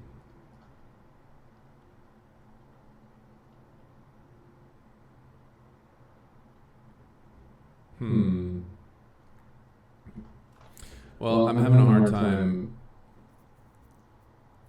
This says it's supposed to be it right here. Sample response, open a new tab. Did it work this time? It worked. Okay, nice. Okay. So, let's see here. You can watch this back later, and don't worry about that. Sorry for the delay in responding to that. But let's go ahead, and I'm actually going to save this right now so I don't lose it. All right. Where did that save? Okay, here we go. All right, so here's what's going to happen right now. I'm going to walk you through the process of how to respond to a DBQ. All right, that's basically what's going to happen here. It's going to take me just a few minutes. This is tackling the first part of it. All right, now, of course, a lot of this rests on how good you are at analyzing documents. That's why we've done, I know you guys hate them, especially fourth period hates these HIPPO assignments, okay? There's a reason we've done 6 million different HIPPO assignments. What's this say? What's going on here? Okay. All right. There's a reason we've done 1 million HIPPOs assignments. It's because the better you get at analyzing the documents, H, historical situation or historical context, okay, I, intended audience, P, purpose, P, point of view, O, outside information. The better you are at doing that, the better your DBQ will be. Also, Persia. Remember that in your thesis statement for your premises, you never, ever, ever want to use Persia categories. They're too broad, okay? If you say the causes of the French Revolution were political, economic, and social in nature, you could write a 1,000-page book on that. You need to narrow them a little bit. You don't want them so narrow that you can't talk any more about it than what you put in your thesis statement, okay? Like you wouldn't want to say one of the causes of the French Revolution was the tennis court oath. Okay, because that's too narrow now. Because if you say the tennis court oath, you're talking about like a very specific event that happened immediately prior to the start of the French Revolution. Okay, that's too specific. But if you wanted to take tennis court oath as a piece of evidence and lump it together with other kinds of things like the tennis court oath that were going on at that time and broadly call them grievances of the disenfranchised third estate, okay, that's a nice premise right there. Grievances of the disenfranchised third estate, because then you can go into that and say, well, one grievance of the disenfranchised third estate is that they weren't allowed to hold political office. This is shown in document 2, written by Jacques Necker, the finance minister of Louis XVI, shortly before the start of the French Revolution. In this document, Jacques Necker points out that blah, blah, blah, blah, blah about the third estate and how they have to pay so much taxes and blah, blah, blah. Okay, this would fall under grievances of the third estate, right? Or whatever. You know what I'm trying to say here. The point is to say it's like the Goldilocks scenario. You don't want it too broad, you don't want it too narrow, you want it somewhere in between where you can talk about it with some degree of specificity within your body paragraphs. You don't want to pigeonhole yourself within your thesis statement by talking about specific evidence, and then you get to your body paragraph and you're like, I don't have anything more to say about it. All right. So, and hopefully that makes sense to what you're talking about, to what I'm talking about. All right. Let's start from the top. Here is my step-by-step process of how to go about answering a DBQ. Here we go. We're going to open up last year's AP Euro free response section, all right, and take a look at it. So I'm going to widen this out a little bit here and scroll up. Yours will probably look something like this when you open it up, except for it's not going to say anything about sections or anything like that, and you're not going to have a short answer section, all right? This is a short answer section right here. So short answer section, because that's still short answer. 3, this is still short answer, okay? And then finally we get to the DBQ. This is what a DBQ looks like when it looks just like the tests we take in class, all right? Now notice it says 1 hour and 40 minutes here. You will not have an hour and 40 minutes. You will have 45 minutes. 45 minutes. You won't even have 1 hour to write your DBQ because remember, it's only going to be 5 documents. This one is going to be 7 because this is from last year, all right? And the rubric will look slightly different than this. So let's move on to what the question is. Evaluate whether or not the Catholic Church in the 1600s was opposed to new ideas in science, okay? In order to answer this question, you cannot answer this. You cannot answer that. In case you're thinking to yourself, I can answer that, okay? Seems like a slam dunk, doesn't it? This question seems so easy. Seems like a slam dunk. What are they asking me? Does the Catholic Church oppose new ideas in science Yes or no? Simple question is, I would hope, kids, that your knee-jerk response to that is absolutely yes, they are going to oppose new ideas in science. However, you have to be very careful because we're talking about the 1600s here, all right? In the 1600s, notice that they specify that period of time, all right? And what you don't want to put the cart before the horse and start writing your thesis statement until you've read the documents. But the first step in all of this is to read and make sure you understand what you are being asked. Okay? Is the Catholic Church opposed to new ideas in science? What is the question they are asking me? They are asking me to frame my argument to say the Catholic Church either yes, was opposed to new ideas in science, or the Catholic Church was not opposed to new ideas in science. Now, what are my premises going to be? I don't know yet, because I still have to read the documents to figure out what my premises are going to be. All right? So we can do that. We're not going to read all these documents now. For the sake of time, I'm just going to broadly explain what you would do to read these documents. Okay? When you read the documents, I strongly suggest that you have a piece of paper out so that you can, or another document, side document, Word or something like that, opened up on your screen. Because if you have Word opened up on your screen, or like a notepad here opened up on your screen, new note, okay, what you can do is have this little thing off to the side and be like Doc 1, okay? Oh, gee, let's see, this is a source, let's see the source here. Paolo Antonio Foscarini. You always want to look at the source first. Catholic monk and scientist. So this is an interesting thing because based on this, even though he's a monk from the Catholic Church, it says he's also a scientist too. So we can't assume that he's going to be on either side yet.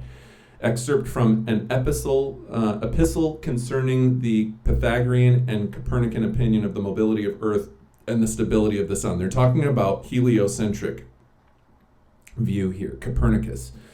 Because the common system of the world devised by Ptolemy has hitherto satisfied none of the learned, hereupon a suspicion is risen up amongst all, even Ptolemy's followers themselves, that there must be some other system which is more true than this of Ptolemy. Remember, the old Ptolemaic view is geocentric, which said that the Earth was a fixed sphere in the middle of the universe that the sun and all other celestial bodies orbited.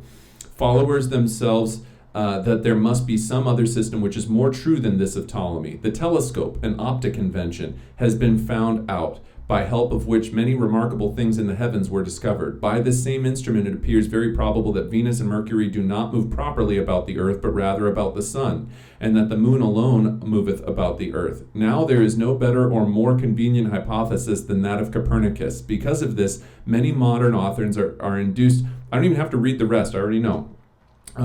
Paolo Antonio Foscarini, okay, Catholic monk, but bigger scientist, okay? And then what else am I going to say about this? He is supporting Copernican view, 1615. See, I've just taken a couple of notes on this. Now I can move on to document 2, because now I remember what document 1 talks about, so I don't have to go back and read the whole thing again. Okay, I put bigger scientist in because although he's a monk, clearly he's in favor of the Copernican worldview here. Now, what you could do as a nuanced argument is to say that the Catholic Church systemically, based just on the one document so far, of course we would have to read the rest of the documents, but systemically the Catholic Church is going to be opposed to new ideas in science. That's a slam dunk. However, you could argue that even people within the Catholic Church of the 1600s had begun to ask questions about whether the new ideas in science were directly opposed to church teachings. And that would be a nice nuanced argument that you could form and then base it on, for example, Foscarini's work here, and so on and so forth, okay? And this is a letter of response. I have read with interest your letter. I thank you for this and confess that it is full of intelligence and erudition. Erudition, to be erudite is to be, erudite means you're like really knowledgeable. You ask for my opinion, and so I shall give it to you, but very briefly, since now you have little time for reading and I for writing. First, I want to affirm that in reality the sun is at the center of the world. So again, here's a Catholic cardinal, Bellarmine, okay, who basically says, like, hey, I agree with you. So now we've read two documents that say that the church seemingly was not opposed to new ideas in science. Now, how can you get around that? Clearly, we've been taught this whole year that the Catholic Church, generally speaking, did not really like these new ideas in science and viewed them as a challenge. But really, the reason I said you got to be careful about the 1600s is because remember that in the early 1600s, in the early days of Copernican view, they didn't necessarily view it as an immediate threat to the church. It wasn't until Galileo started making more and more and more inflammatory comments that really started to challenge the church, and he of course gets put on house arrest. But that doesn't happen until 1642. Okay, that doesn't happen until 1642. So that's about 42 years after this. So in the early 1600s, okay, 1615, maybe at this time they didn't immediately view science as a threat. Okay, yet. This is also from 1615. All right, new description of the universe seems to be necessary because the old one has been changed a great deal in our day and many embellishments have been added to it, but the question is raised. But remember, this guy's German. Okay, now he is a German Catholic because he's a Jesuit. Okay, but he is German. So the fact that he's German, this could be a good POV opportunity. And that's another thing that you want to do here is say, hey, maybe I want to include a POV on this one. Maybe I want to include an audience on this one because he was writing directly to Foscarini. Responding to Foscarini. Okay, maybe Doc 3. I want to do a POV. See, all of the legwork is in this part right here. Okay, all of the hard work that you're doing in making your essay comes before you actually start writing your essay because you want to know exactly which CAPs you're going to use. Okay. And then for this one, I'm just making it up. I want to use a context on this one because it was written whatever. Okay, POV, German, Jesuit, militant Catholic, but nonetheless from Germany. Apologize for my terrible typing, and maybe more prone to questioning the church or whatever. Okay, so these are the sorts of things that that you can put into your notes so that when you get to talking about these, okay, when you actually get to talking about these documents, that you can say, okay, look, I remember for Doc 4, I wanted to use this for my explains point. Okay, I wanted to use POV on Doc 1 for my explains point. All right. You could even, if you want, okay, because one of the strategies that you're going to have here, this is an interesting idea. Here's an interesting idea for you. What if, as you went through the documents, you had a notepad open like this, or Microsoft Word or something, and what you did as you read the documents was wrote a sentence for describes, wrote a sentence for your POV or CAP. You can't do the supports one until you've come up with your thesis, though. The support statement has to wait until you've gone through all of the documents and figured out what your thesis statement is going to be. But what minimally then you could do is in the process of actually analyzing the documents, what you could do is just boom, Control C, Control V, the sentence that you wrote, okay, about describing the document right over into your essay. Now, sometimes I'll let you know this, sometimes they disable Control C, Control V shortcuts on things like this. So don't count on that. But minimally what you could do is have that sentence written out before you actually start writing your essay. That way, When you get to that point in your body paragraph, whichever body paragraph that you're in that you want to use document 1 for, you can look over to your document 1 and type directly what you wrote for your described sentence into your essay, move on to a support sentence, and then type what you wrote for your POV sentence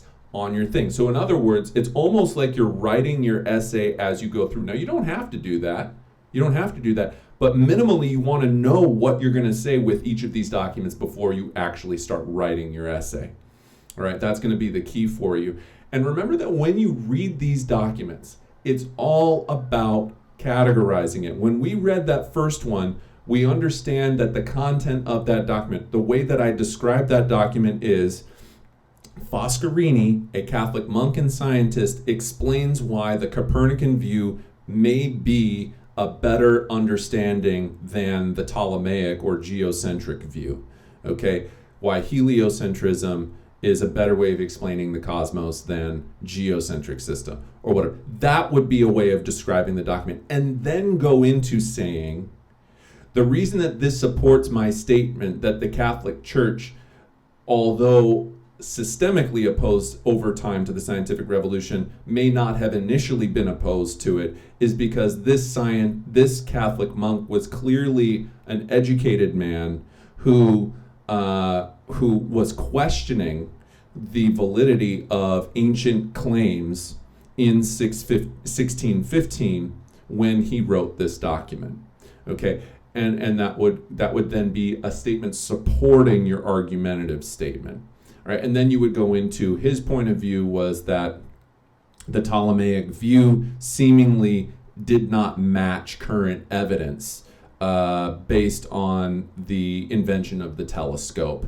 And although, being a Catholic monk, he was educated. Now, for a POV for the second document, you might say, well, here's this cardinal, and you can't say that the cardinal was simply trying to... he was writing directly to Foscarini, so you can't say from a POV statement, you cannot say, oh, he's just trying to butter up Foscarini. Foscarini's a lowly monk, okay? Not lowly, but monks are nowhere near the level of cardinals. This dude's a cardinal, okay? He's at the top of the top in terms of he's, a couple steps away from the Pope, or a step away from the Pope. And so a cardinal is a high ranking figure within the Catholic Church. And if the cardinal's coming out and saying, hey, now what you could say is it is possible that this particular cardinal was a very progressive thinking one, but you got to provide an explanation for something that would substantiate that. That's why for document 2, I suggested using audience instead of POV. All right. But in other situations, let's say the roles were reversed. Let's say Foscarini was a cardinal and writing this, and the second document was written by a monk. In that situation, you could use POV more deliberately, because you could say, well, it's possible that this monk was simply trying to be a yes man to Cardinal Foscarini, all right, because he was trying to gain favor with him in order to improve his own, stature within the church or something like that. And that would be a deliberate statement because, and the explanation for that is, of course, Foscarini is a cardinal. This dude's a lowly monk. He wants to improve his stature within the church, gain some favoritism maybe, butter him up a little bit. That would be a good POV statement, but that's not what the situation was. So anyway, that gives you another hint there. The main idea here with the DBQ being that you organize your entire essay before you start writing it. And I think that those are some good tips for you. Practice typing. Have a document, a Word document open or a notepad open where you can type notes about what you're going to do on the essay when you actually start physically typing the essay. Even on that thing, put in those describes and explain statements. You cannot come up with your thesis statement, though, until you've read all of the documents. Now, how do we come up with a thesis statement? Remember, the Persia categories are there to guide you. So as you read each of the documents, document 1, what is this? Is this intellectual? it sounded intellectual to me because he's a monk, he's an educated man, he's questioning the universe, he's using new evidence to better understand things. All right, seems intellectual to me, but maybe you saw it as a different Persia category. I don't know, but intellectual would be the one how I categorize that one. But then you can't just say, oh, the Catholic Church did not, or the Catholic Church was not opposed to the scientific revolution based on intellectual reasons. Intellectual's too broad. Okay, you would have to narrow that down maybe to due to new evidence from the Copernican view. Now you've got something where you've got a little bit of elbow room to talk about Copernicus, whose ideas had been around now for about a century or so, not quite, all right? And then you can say, hey, here's this guy talking about this Copernicus, here's this guy talking about Copernicus, and here's this guy talking about Copernicus in documents 1, 3, and 5, or 1, 2, and 4, or whatever it is, okay? And then you can talk about what they say about Copernicus within your actual body paragraph there. Now, I will say, because you're only dealing with 5 documents, my assumption is that you may only end up having 2 premises within your thesis statement rather than 3. It occurred to me as I was talking about this that 5 documents doesn't give you a whole lot to work with, which puts the emphasis on properly analyzing them at so much higher. Okay, please, please, please, please, please be so careful when you analyze these documents. Don't take them at face value. I often describe it as reading against the grain instead of reading with the grain. That's a woodworking term. Okay, if you rub your hand with the grain, you won't get any splinters. If you rub your hand against the grain, you're going to get splinters. All right, but you want that. You want to work against the grain a little bit, because what you're going to do is you want to reveal things about the documents. Don't take them at face value. Assume the people in the document have a motive, have an agenda. Ask yourself, what do we know about this person? Where did they come? Sometimes they're purely their name is Foscarini. Foscarini, it sounds Italian, right? You can probably make some assumptions on him just based on that. All right, these are the sorts of things that you want to use as clues. You have to kind of be an investigator with these documents to reveal the underlying motives about them, to make better sense of the documents, and to fit them together almost like puzzle pieces in your argument. Okay.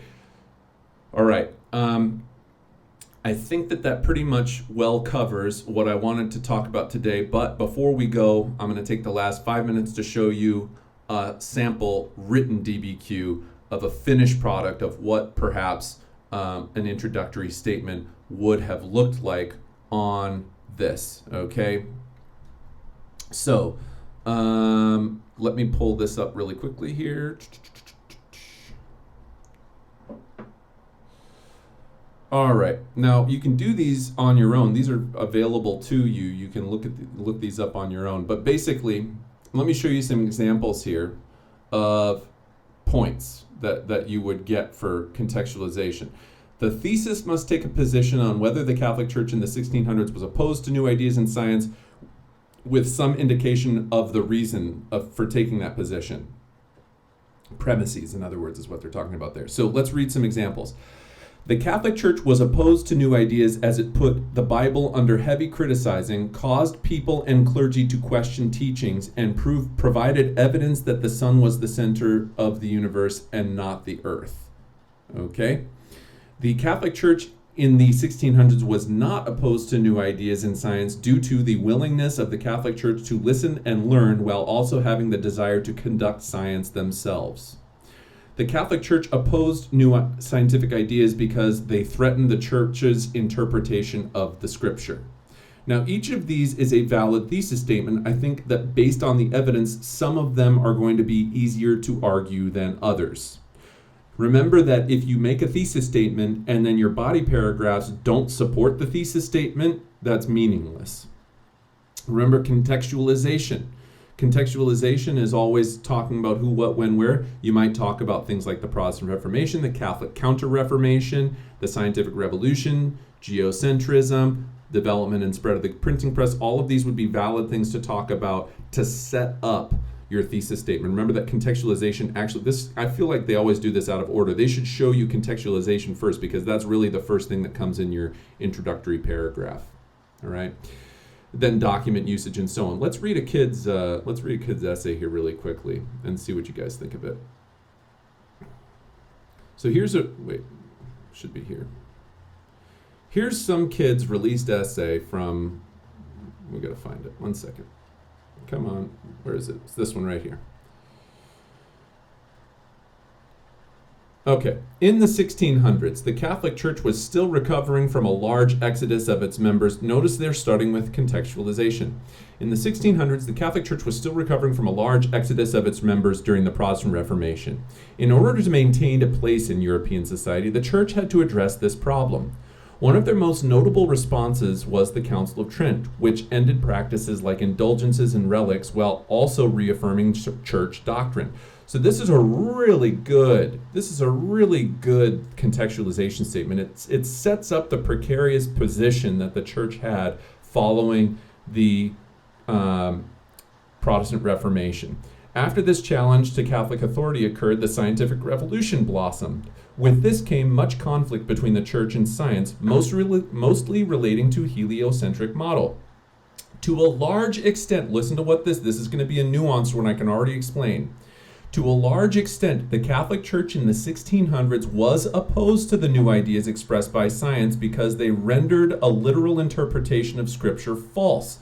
However, to a lesser extent, the Church was not opposed to these ideas because some science was clearly observable and being explored by some prominent members of the clergy. This is such a good thesis statement right here. This is so good. And I think it models what I was trying to demonstrate to you in the actual thing itself. This is the first time I've read this. Okay, but I'm glad that they used this as an example because it's exactly what I was going to tell you. That question that they ask you seems like a slam dunk, but then they give you questions that kind of throw you for a loop.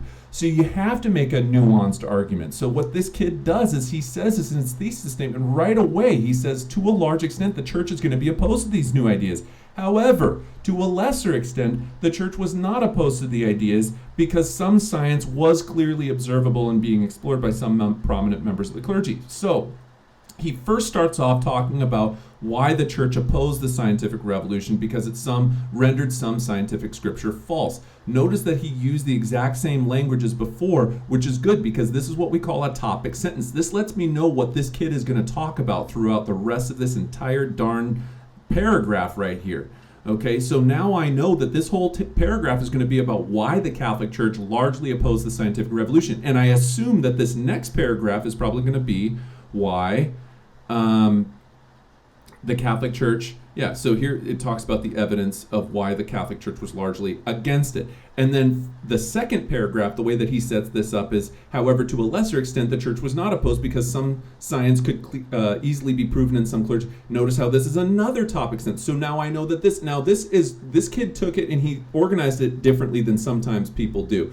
He organized it into two major paragraphs, and these are lengthy paragraphs. Notice that he talks about several different documents, okay, within these paragraphs here, okay? Because there's 7 documents, he has to cover all 7 in 2 paragraphs. That's going to be lengthy paragraphs. Your paragraphs may not be this long because you only have 5 documents, so maybe you talk about 3 documents in one and 2 documents in the other, as opposed to like 4 and 3 or something like that. All right, anyhow, so now you can look at this one. So in conclusion, to a large extent, the Catholic Church, and he kind of restates his thesis statement there, and then it gives you a little bit more contextualization at the end here. Mostly he did a introductory paragraph in reverse here. I don't know if that's always the best way to go about it, but if it works for you, it works for me. I definitely recommend restating your thesis in your conclusion paragraph. But if you have a good enough a good enough thesis statement in your introduction, you don't have to restate it. Okay, now I will be putting these documents up. These are freely available to you, but when I get access to Schoology, I will be putting these documents up for you so that you can take a look at them on your own time. We've been now doing this for 2 hours. with a couple of short breaks in there. But I am going to wrap it up there. Before I sign off, I'm going to give you an opportunity to ask some questions. But I do have to sign off. And the reason I have to sign off instead of keeping going is because I have a mandatory meeting with it's a online staff meeting that I have to do at 10:30. So I have to get that set up here. But anyhow, questions. If you have questions, I'll hang out here for a second until you ask them.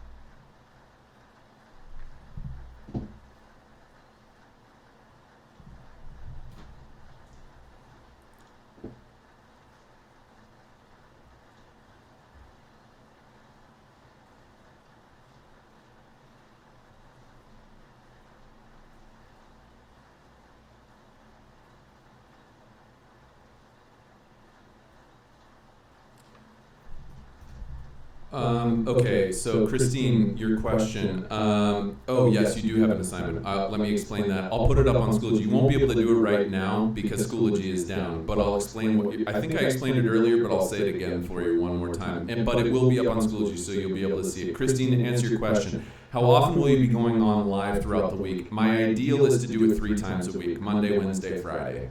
Kind of the same way that I would be teaching in school. Okay. Are you doing any more lectures before the distance learning starts? Yeah, I'm going to be on Wednesday and Friday of this week. So Monday, Wednesday, Friday, it'll always be at 8 a.m. this week. Now, I will have more information for you on Wednesday about this because the school, my understanding is that the school is going to be releasing a schedule on when things will happen. So my lecture times may change dependent on what they say today about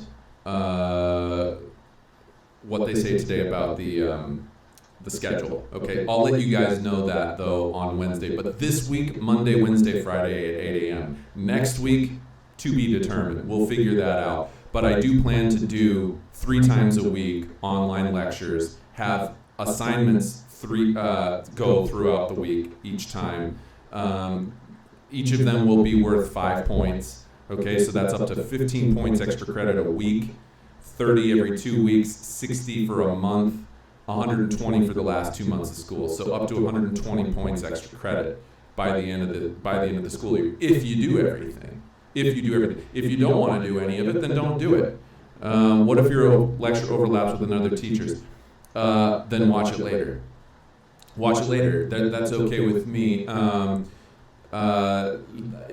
I won't. If this week, if it overlaps with another teacher's, that's just the way that's going to be. It's too bad. All right, that's just how it is. Monday, Wednesday, Friday, 8 a.m. That's what I'm doing this week. I don't know what other teachers are doing because they're not supposed to be doing anything. I'm thought I was the only one doing anything. But if next week they say, oh, Mr. Knight, your history class is going to take place at 1 p.m. on Tuesdays, Thursdays, and Fridays, well, then that's what I'll do. But I don't know what they're going to tell me. That's why I have to go to this online staff meeting. Will it be at the same time on Wednesday and Friday for this week? Yes. This week, Monday, Wednesday, Friday, 8 a.m., there will be an assignment every time. Okay? Also, let me explain what your assignment is for today. All right? Here's what your assignment is for today. You'll have until Wednesday to do this. That's how we're going to do this. 48 hours. You have until Wednesday to do it. If you don't hand it in by the time that my lecture starts on Wednesday, lose your opportunity for those 5 points. Okay? Here's your assignment. You are going to take I'm going to give it to you. Okay? I'm going to give to you the rubric. I think maybe I'll just use this same one, 2019. Okay? You're going to take the 2019 DBQ. I will put it up on Schoology the moment that I am able to log on to Schoology. I'll put up all this stuff. You're going to take the DBQ. You're going to do the new rubric. You're going to use the new rubric. Okay, let me pop over here and show you what this looks like again. You're going to use this new 2020 rubric. All right? And you are going to do thesis statement. Okay, you're going to do a thesis statement. That's just one thing, your thesis statement. You're going to do 4 supports, 4 explains, and, 5 supports. I keep on saying the wrong thing. 5 supports. Let me start that over again. You're going to do a thesis statement. You're going to do 5 supports. You're going to do 4 explains. You're going to do 3 historical evidences. Okay? 5, 4, 3. That is going to be the assignment. Thesis statement, 5, 4, 3. All right? Pertaining to the DBQ that we were just looking at, this one, right here.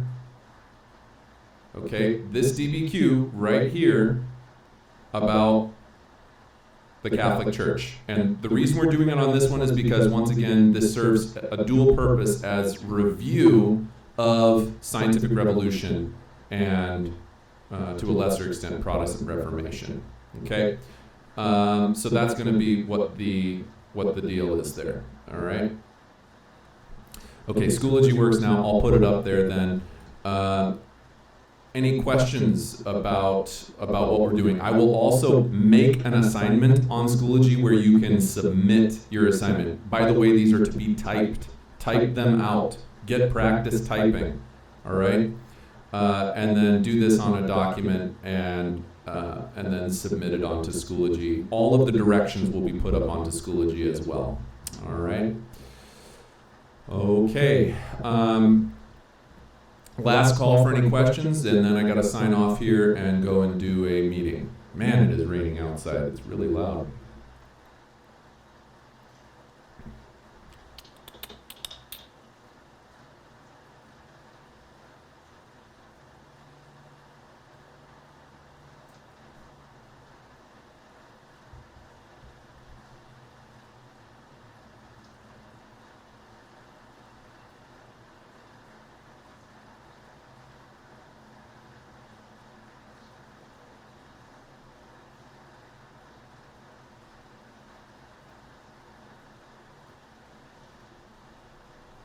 Just keeping an eye out to see if anyone had questions. Last call for questions.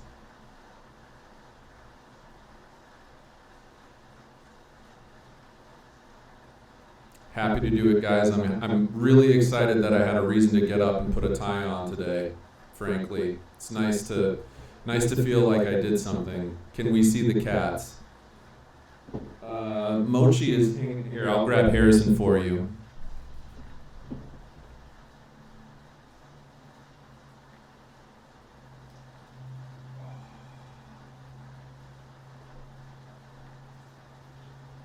Here's Harrison.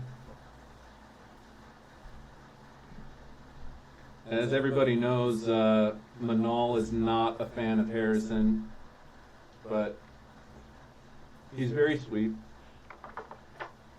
He's very sweet, and he smells like a dryer sheet. So, he's a good kitty. You're very welcome, everybody. It's really, really good. It's really, really good to be back at it. I wish that we were in a classroom. Frankly, I never wanted school to end in the first place, but when you have an epidemic that's probably going to end up killing about 100,000 people in the United States alone, it's probably a good thing to be staying at home.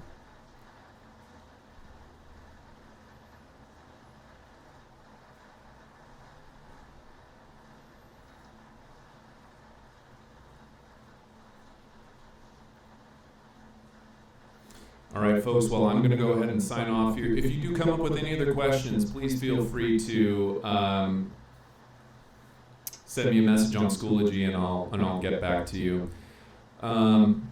Be checking it regularly, and I'm going to go on there right now and upload these documents. I'm going to create that assignment. I'll explain the directions for the assignment on there once again, and this video will remain up for you guys to be able to watch again if you like in the future.